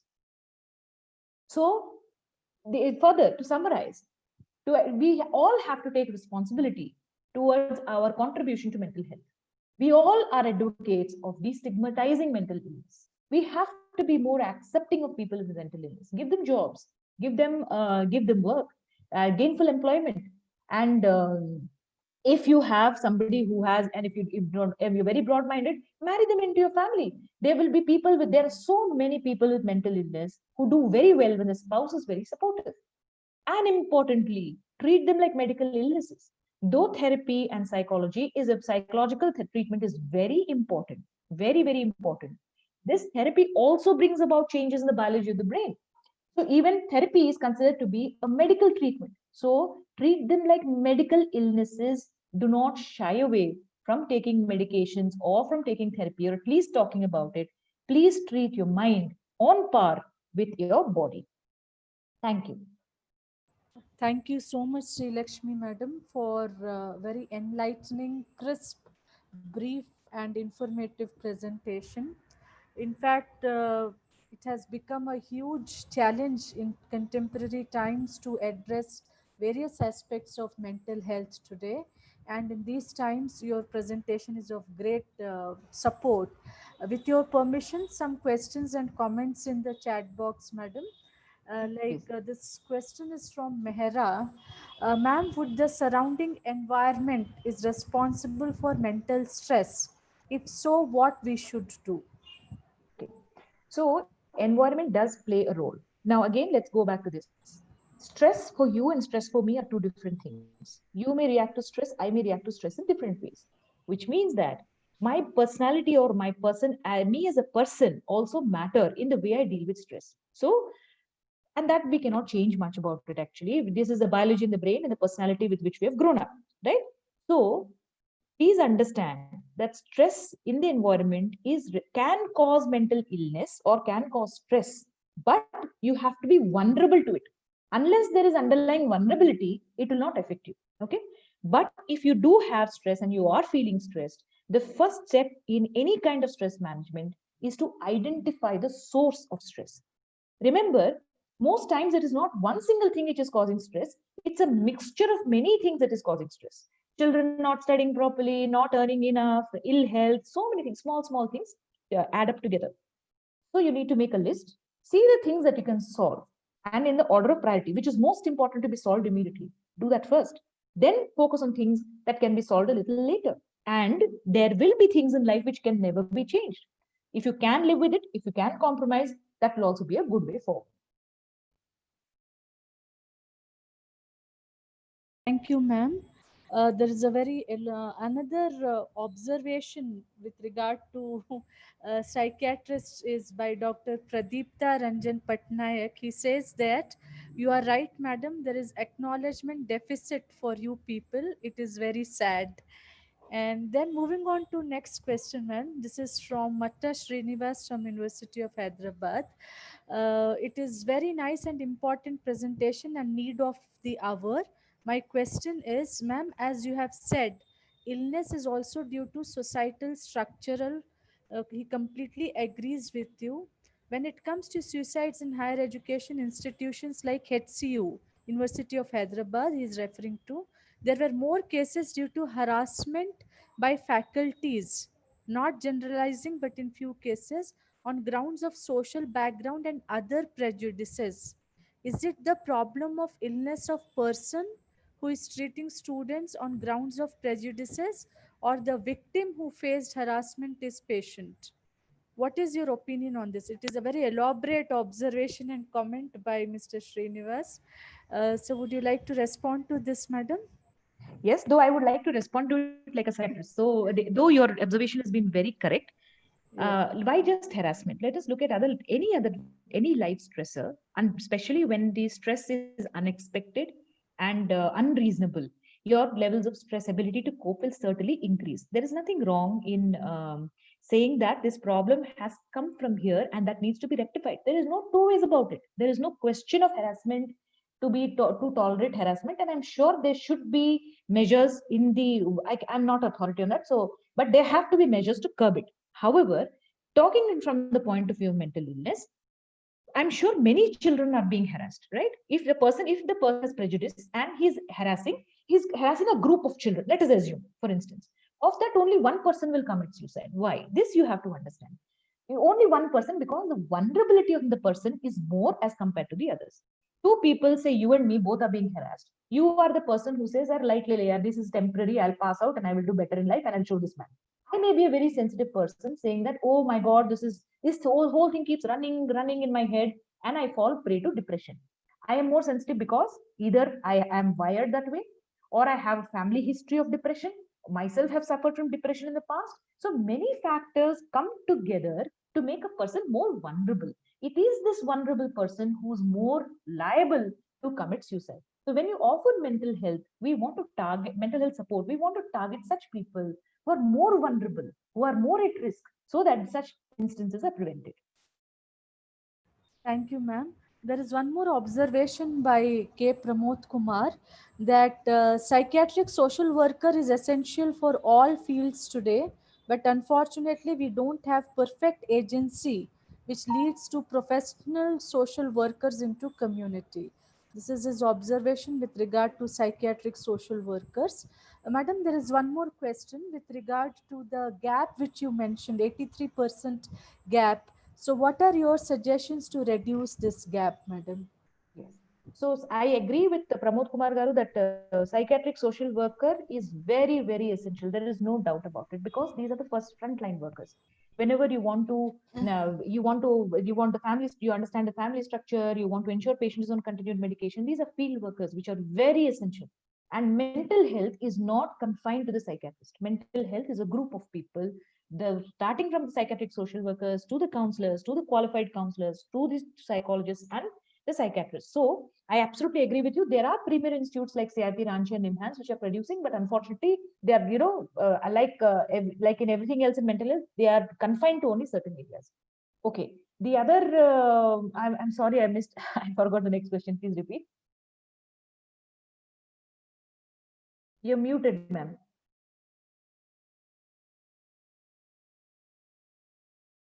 You're muted, ma'am. Ma'am, yeah, I'm sorry. No, you mentioned about that Treatment 83% gap. gap. Treatment With, gap. Yes, yeah. yes. So, how to Treatment. reduce that gap? Yes, What are yes. your suggestions? Reduce. Yes. So this is basically my presentation has been about reducing the gap. So we reduce the gap by making mental health acceptable, accessible to all. Okay, and affordable, accessible, acceptable, and affordable to all strata of society. You make it accessible by providing it right at the doorstep, the PHC in which the patient belongs to, area which belongs to. You make it affordable. You make their essential drug list in the government itself, which should be that these psychiatric medicines should be available. So if they're available, they need not travel so far, so people will be more motivated to take.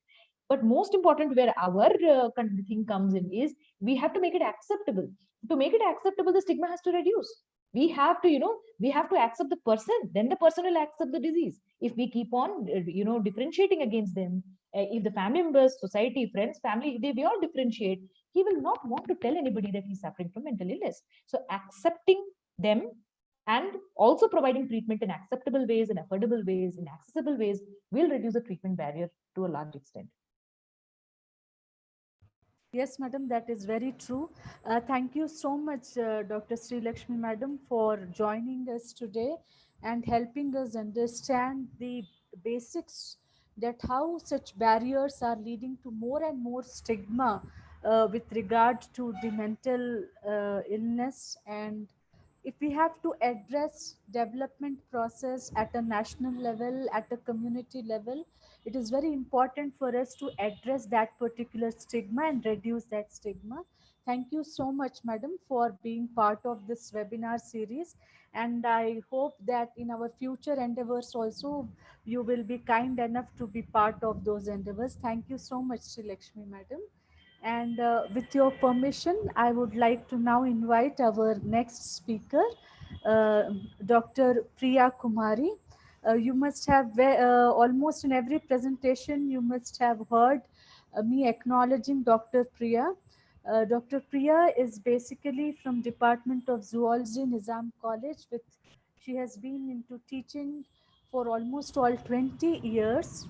But apart from teaching, I identify more. I identify her more as a social activist, and she's into so many diversified activities. And I feel truly privileged that today she has agreed to deliver her thoughts on palliative care. She is founder member of Pain Relief and Palliative Care Society, Hyderabad. She is also executive member of Council for Green Revolution, who are our technical partners, with whose help we are able to live stream on YouTube. She is also executive member of Greens Alliance for Conservation of Eastern Ghats. She is member of Institutional Ethical Committee, MNJ, Institute of Oncology, as well as RCC, Regional Cancer Center. She has contributed significantly and tremendously in various qualitative surveys, especially to mention Unbearable Pain, India's Obligation to Ensure Palliative Care, a Human Rights Watch India report. She also has contributed in surveys and release of the book titled Eastern Ghats Environment Outlook, published by Council for Green Revolution. She has also contributed in several other surveys in collaboration with Lien Center for Palliative Care, uh, NUS Medical School, Singapore. Dr. Priya is recipient of several awards. To list a few: B.N. Shastri Award for Best Work in the Community by B.N. Shastri Foundation, 2013. Sri Shakti Award by Telangana Sri Shakti Organization, 2014. Mahila Shiromani Award in year 2016. She is actively involved. In fact, today she joins us in the galaxy of speakers because of her tremendous, phenomenal, and highly acknowledgeable work in palliative care advocacy, training, rehabilitation, community work, rural health programs, and she's volunteer for more than 20 NGOs, and she's helping the government of Telangana and Andhra Pradesh in setting up district palliative care centers in local governments where patients in serious conditions are admitted and cared for. In today's context, if you have to understand health and development, that would be incomplete without understanding palliative care. Fortunately, Department of Sociology also had organized international webinar on palliative care. Palliative care is nothing but the care for terminally ill. And if contemporary Indian health services and health infrastructure has to prosper, has to be holistic in nature. It has to include palliative care. So, to discuss more, to help us enlighten more on this, I now invite Dr. Priya. Dr. Priya, over to you. Thank you, Vinita Madam, for this kind introduction. Thank you so much. And as Sri Lakshmi Madam is there, a warm welcome to you, ma'am, and thanks. It was so nice to hear you after so many days.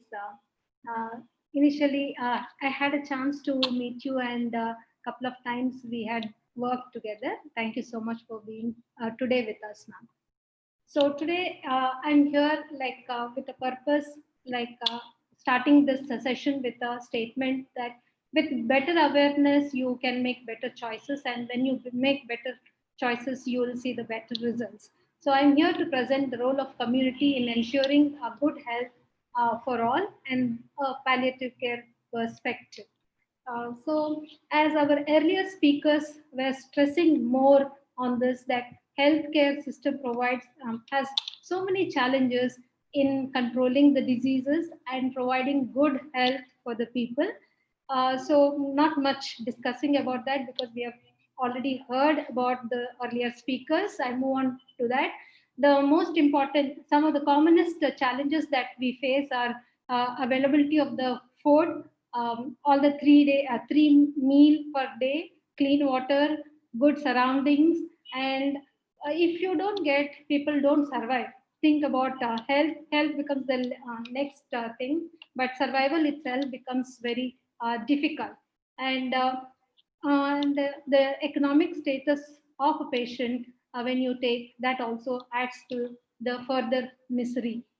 So I want to narrate a story of a person.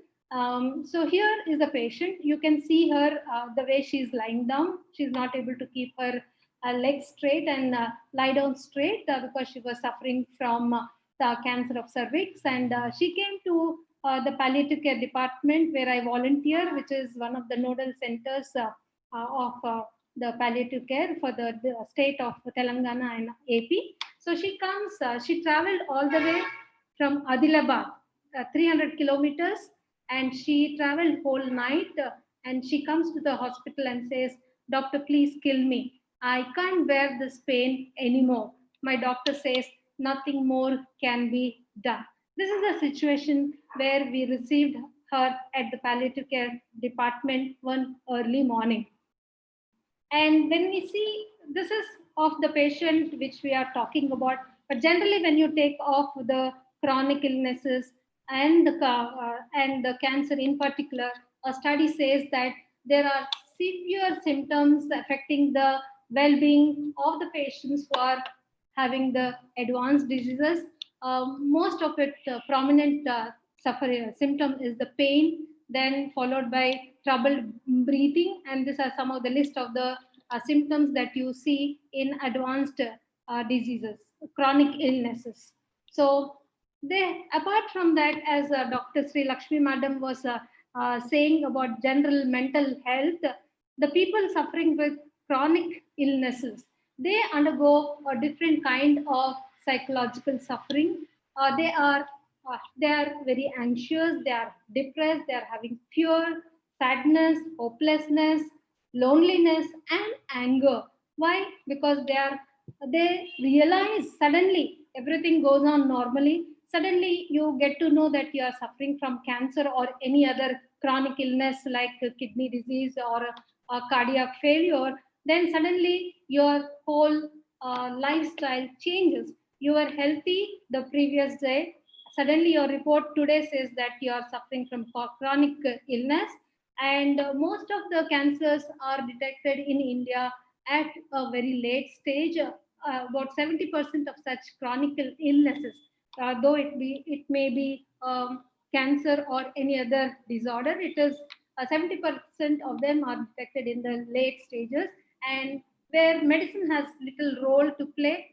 And when such a situation arises, and they generally undergo this anxiety, depression, they don't know what to do, they feel suddenly hopeless, and then they that really affects their well-being. Not only that, they also suffer from social suffering, social isolation, where they are separated out. For example, this patient whom I'm mentioning, so she stays in a very small village in Adilabad district, which is a very rural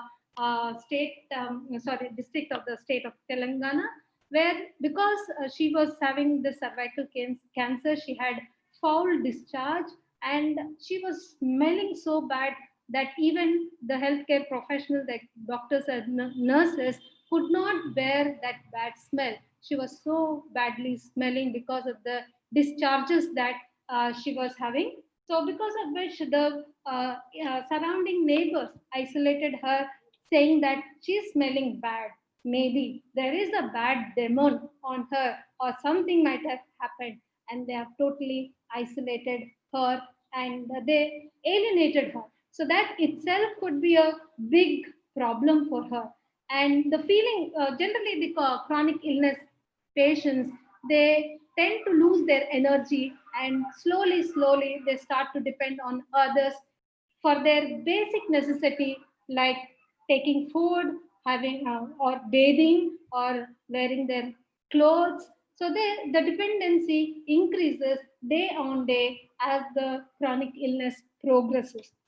And still there are a lot of stigmas in the society. Maybe the cancer is a bad disease, maybe if you touch her the disease may be spreading, or because that lady is smelling so bad, it could be because of a bad curse, so let us keep her away, which adds to her suffering. And generally, like, access to her, this lady lives in such a small thatched hut very far away, can't even reach to the primary health center if she had any severe problem. So access to care becomes very difficult. And in most of the cases, family members quit to provide care, and therefore the general economy of the family goes down, and therefore have faced tremendous financial problems also. And when it comes to the process of caregiving, most of the say that it is the responsibility of the family, but how many of us are trained to take care of our beloved when they are having such kind of serious illnesses? So we are ill-equipped. We don't know how to dress a wound. For example, if this lady is having bad, foul-smelling discharge, how she can get rid of that smell? And she had a wound also in that area. How could she avoid that bad smell? And this all leads to the stress, not only to the patient but also the family, not knowing actually how to provide the care. So another thing is spiritual problems. So then they say that question themselves when they are under this chronic illnesses, they question themselves, why is God doing this to me? Why only me?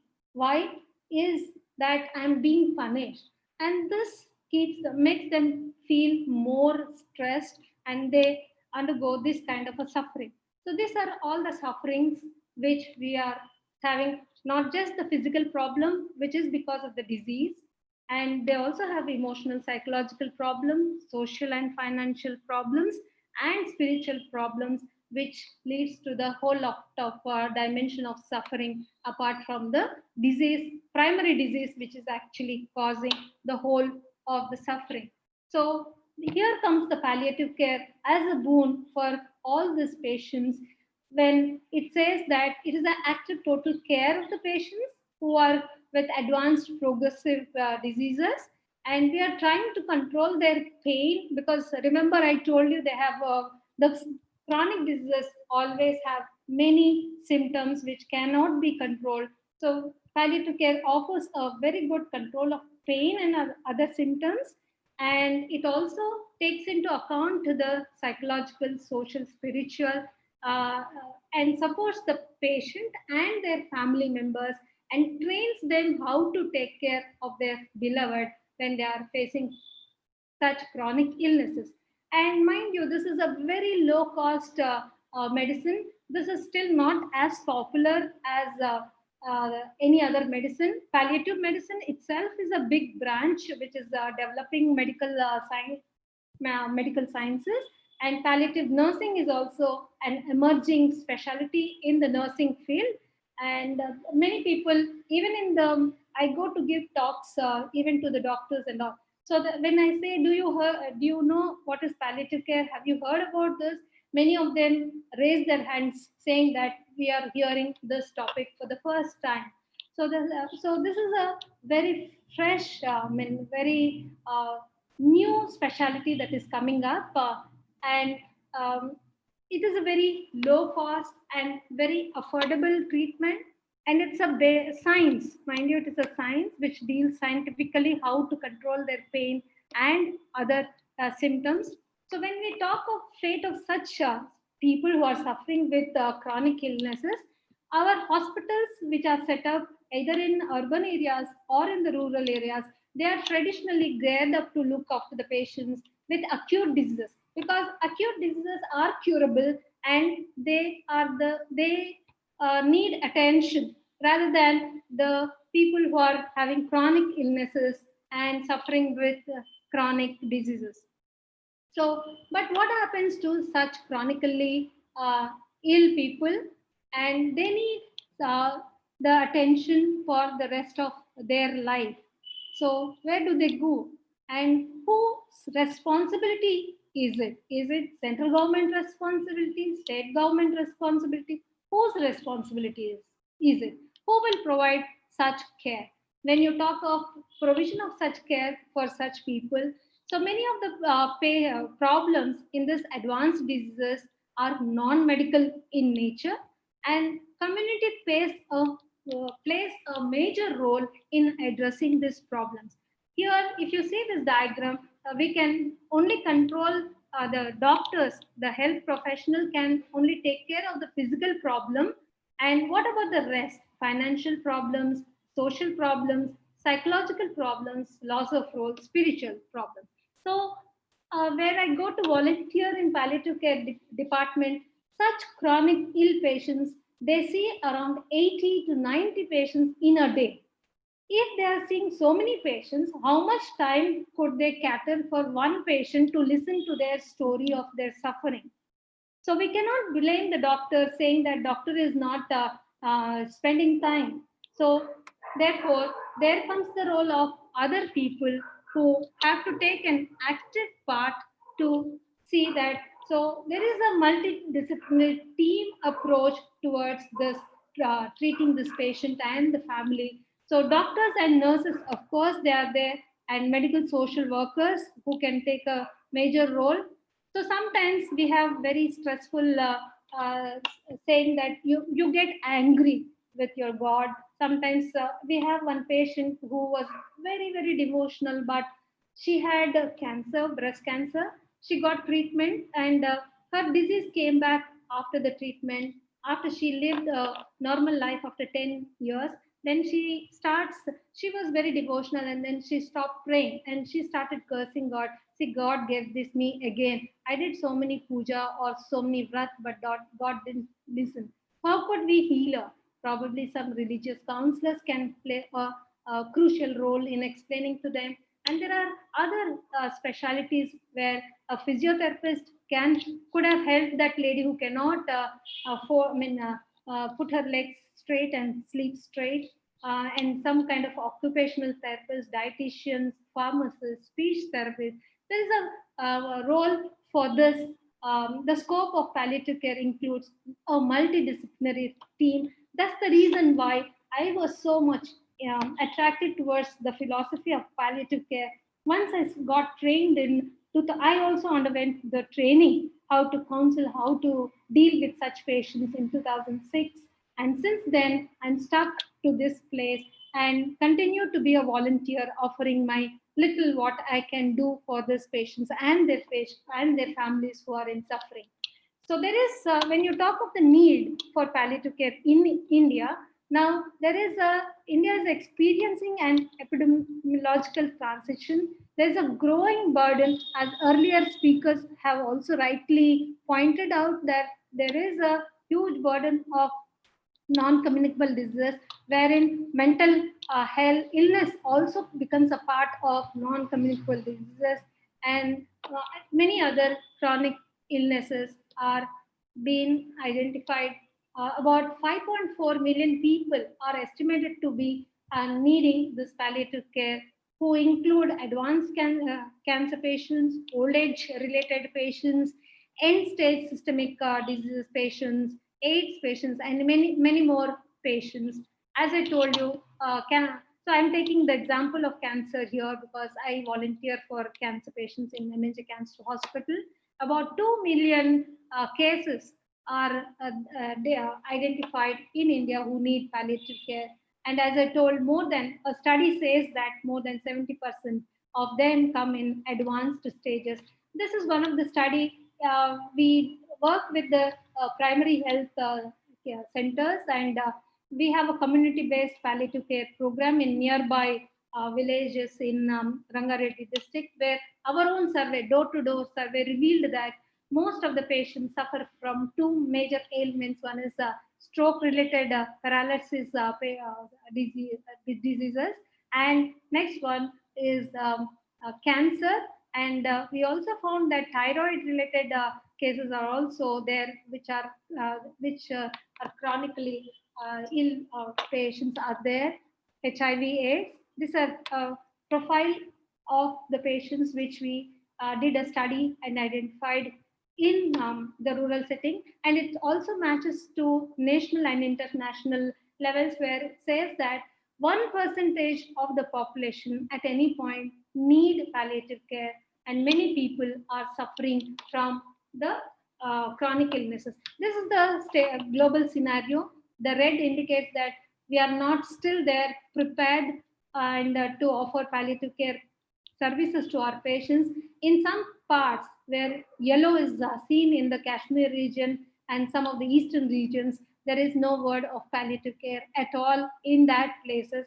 Fortunate that we have little bit in other parts of India.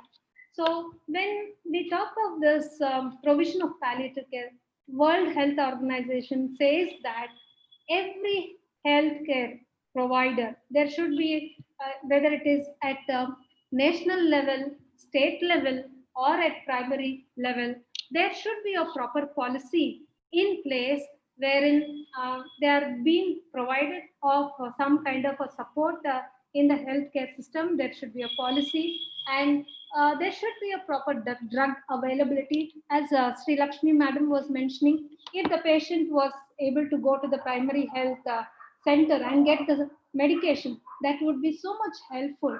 So in cancer patients who are having severe pain, we use a drug called as morphine, and that is a narcotic drug and very restricted drug, and available in only particular licensed pharmacies or the hospitals.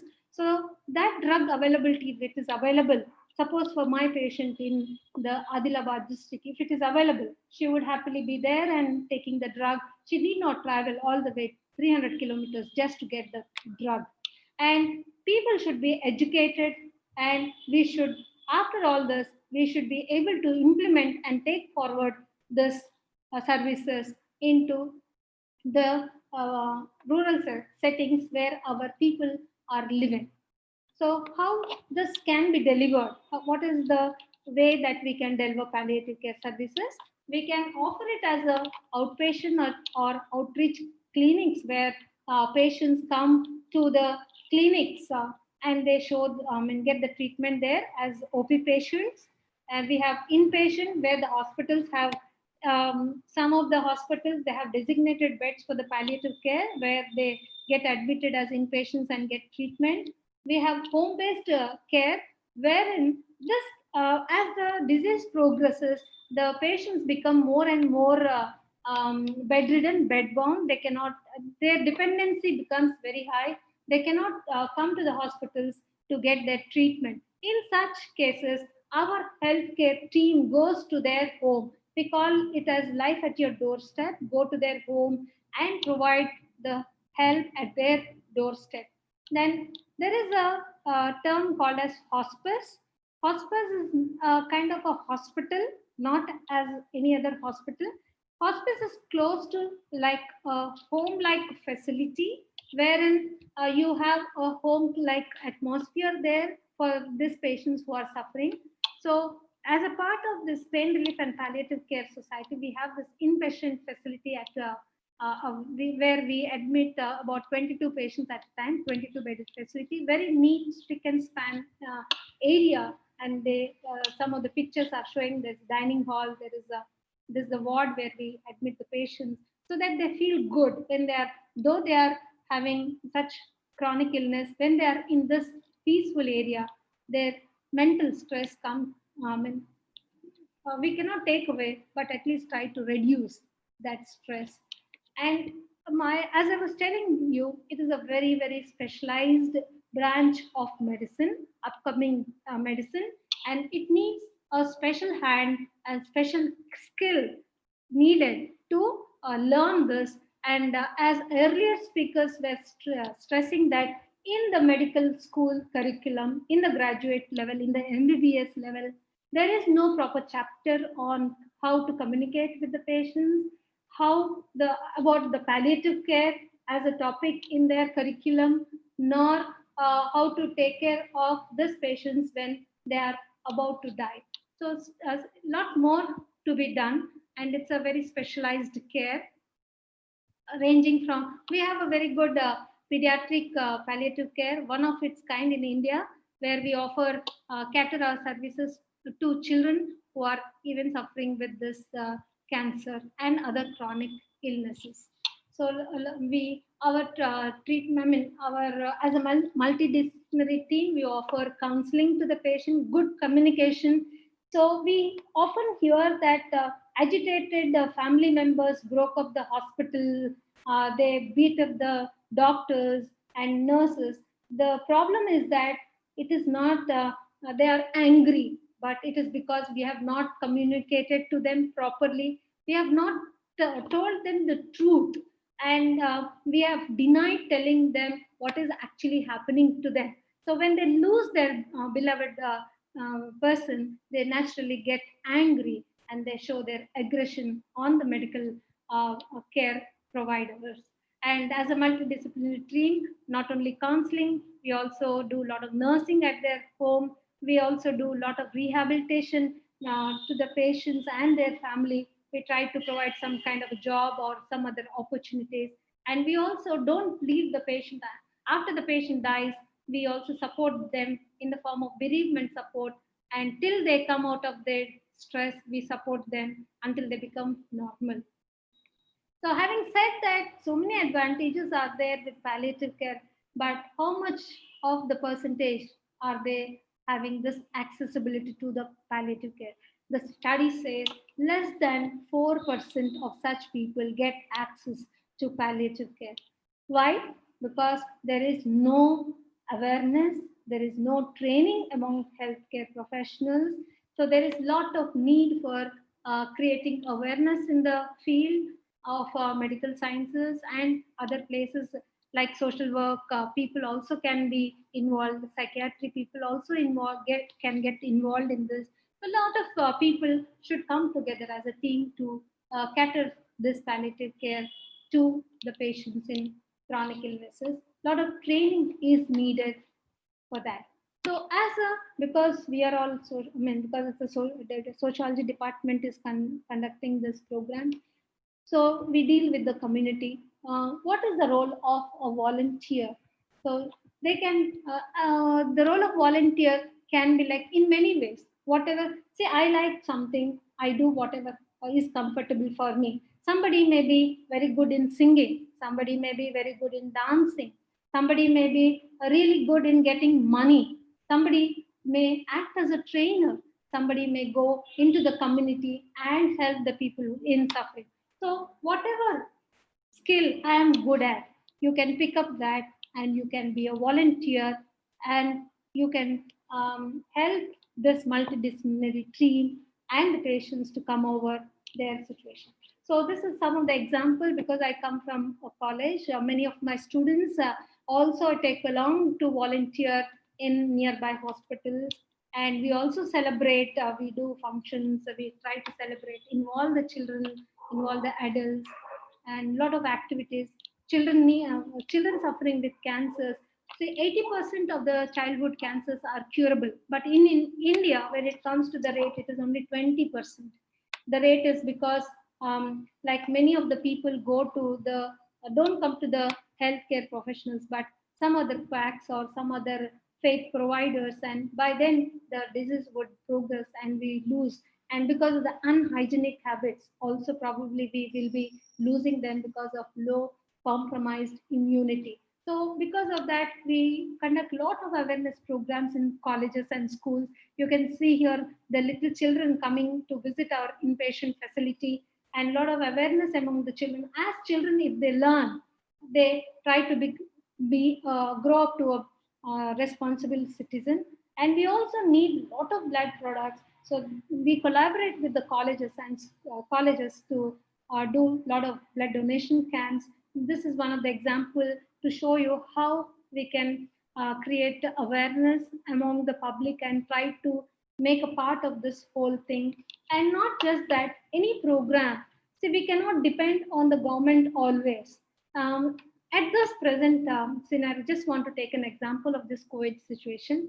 Whatever funds the state government or the national government, for that matter, whatever funds they are having, everything they are pushing into taking care of the COVID patients. And what about the other patients?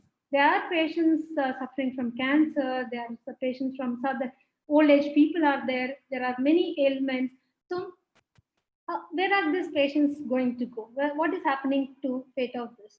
So for it cannot be always, we cannot say that it's the responsibility of just the government to take care of the health of the patients suffering in the communities, but it is also the role of the people. We as community, we as volunteers can help the government to take forward such programs, and any program should be sustainable. So as I told you, my journey started in 2006, and still I'm continuing to volunteer. If there were no funds, see, at everything like behind the program, there is a lot of money needed. We provide the whole of the services free of cost. We are helping the government, like Telangana government, to set up such centers.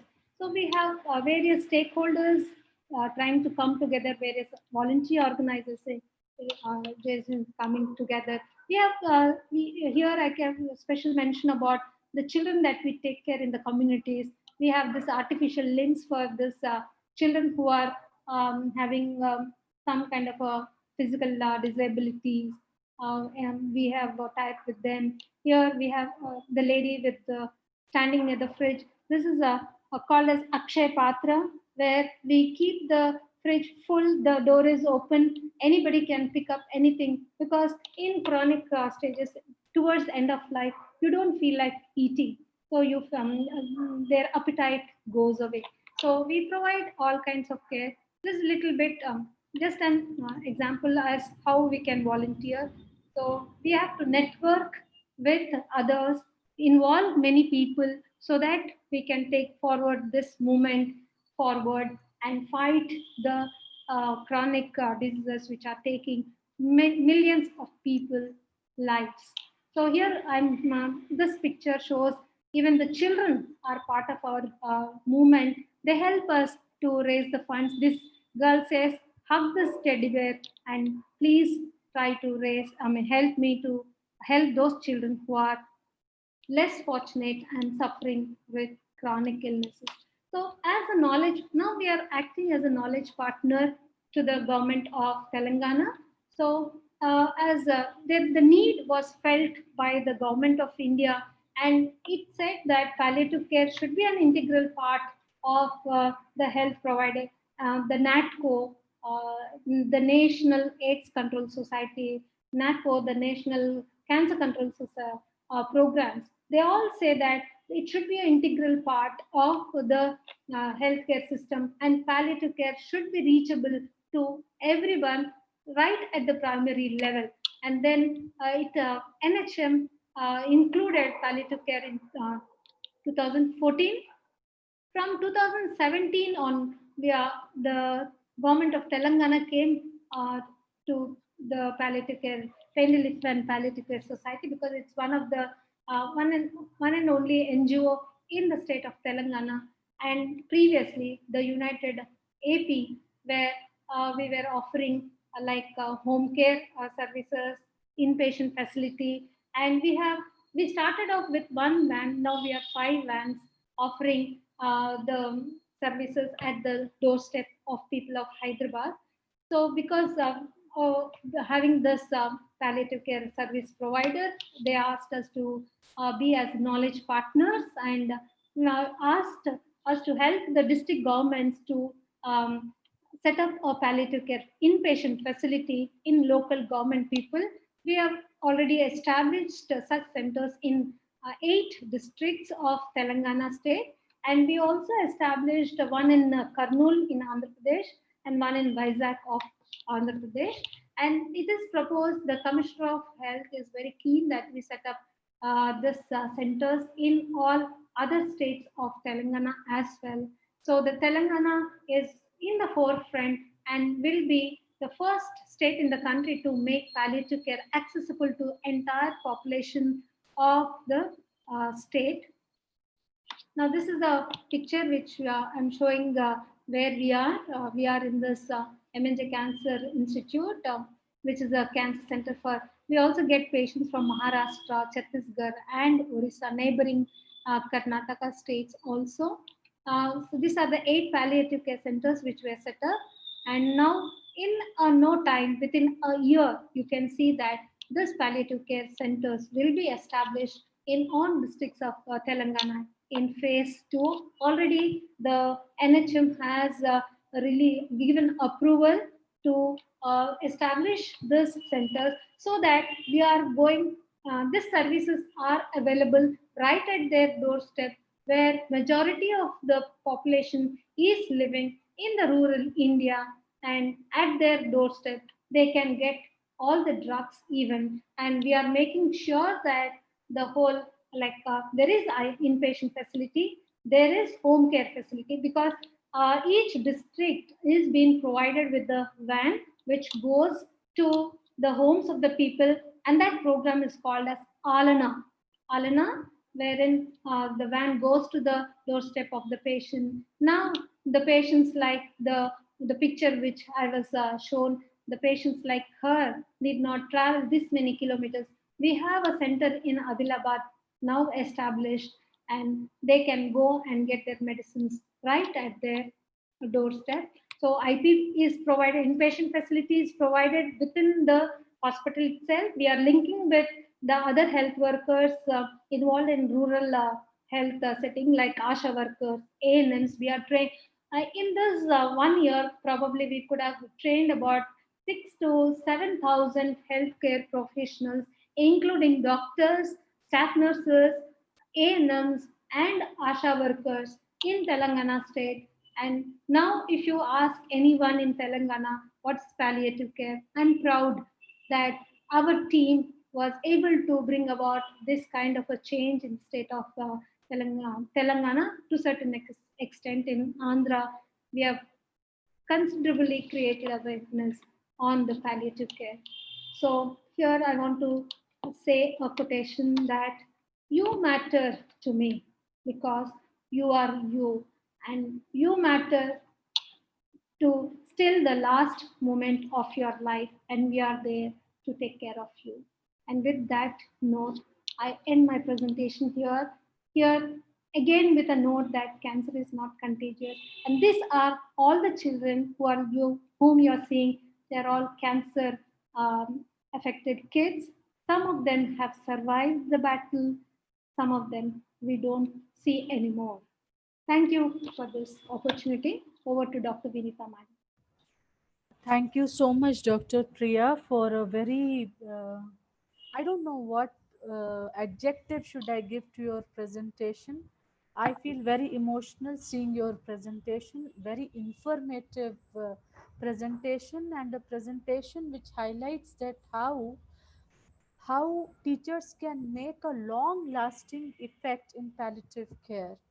The main purpose of having this session as part of health and development, because most of our delegates are from teaching fraternity, and we as department were very keen that because our delegates are from different parts of India, they should carry forward this concept of palliative care and popularize among their own community and fraternity, so that we are in a position to make this world a pain free world. So thank you so much for a very, very sensitive, very elaborative, and very, very emotional presentation. Participants can also take screenshot of the contact details being provided by Priya madam, and you can get in touch with her if you want to help your community to introduce palliative care in your local districts or in your villages. With your permission, Dr. Priya, like if you can see the chat box, it is flooded with lot of good comments on your presentation. There is also a question. Again, I'm just missing out that question. One second. That question was from Nigeria, from Jamilu Rabiu. Can someone who is from non-medical profession be among the volunteers? If yes, what role he or she is expected to play? Uh, I am a very good example, Jamilu, because I am not a doctor. I'm a zoologist by my profession, but still I continue to volunteer. And anyone who has a good heart, a will, they can. Just that you have to have a mind to help somebody.